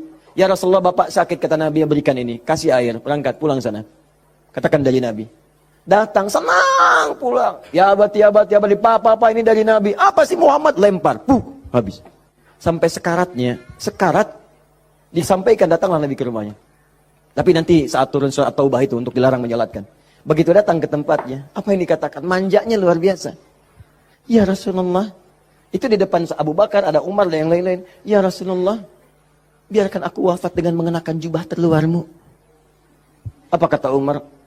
Ya Rasulullah, izinkan aku memenggal kepalanya. Itu cuman jubah aja kok, pakai. Dia meninggal. Itu Abdullah bin Ubay bin Salul. Hidupnya begitu meresahkan, wafatnya begitu kolokan. Ya. Tapi habis. Nah, jadi yang pertama itu, coba, udahlah, banyak yang tobat. Umar jadi bagus. Tukang begal, Jundub bin Junadah. Wah, sekampung begal tobat. Jadi dai, sekampung jadi soleh semua. Saking dahsyatnya, kampung itu dikenal di kemudian hari. Namanya Ghifar. Sampai dikenal dengan Abu Dzar al-Ghifari. Sampai Al-Imam An-Nawawi mengutip hadisnya. Di Al-Arba'in itu nomor hadis 18. Ya, Jundub bin Junadah. An Mu'adz bin Jabalin wa Jundub bin Junadah radhiyallahu ta'ala anhuma qala Rasulullah sallallahu alaihi wasallam. Ya, ittaqillaha haitsu ma kunta wa atfiz sayyatil hasanatan amhuha. Ainal hadis? Mana hadis? Mana Qur'annya? Apa yang antum kerjakan tiap hari? Ngitung lagi.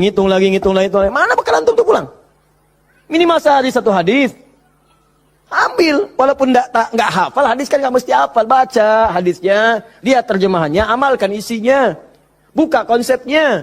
57 hadis, kitab iman. Tiap hari baca satu. Antum pebisnis, keluarkan hadis-hadis bisnis. Tiap hari satu. Kalau Al-Quran hafalkan. Satu hari, satu ayat, tak apa-apa. Pulang punya hujah di hadapan Allah. Ini tiap hari ngitung-ngitung dunia. Wafat tinggal semua. Apa yang mau antum ambil?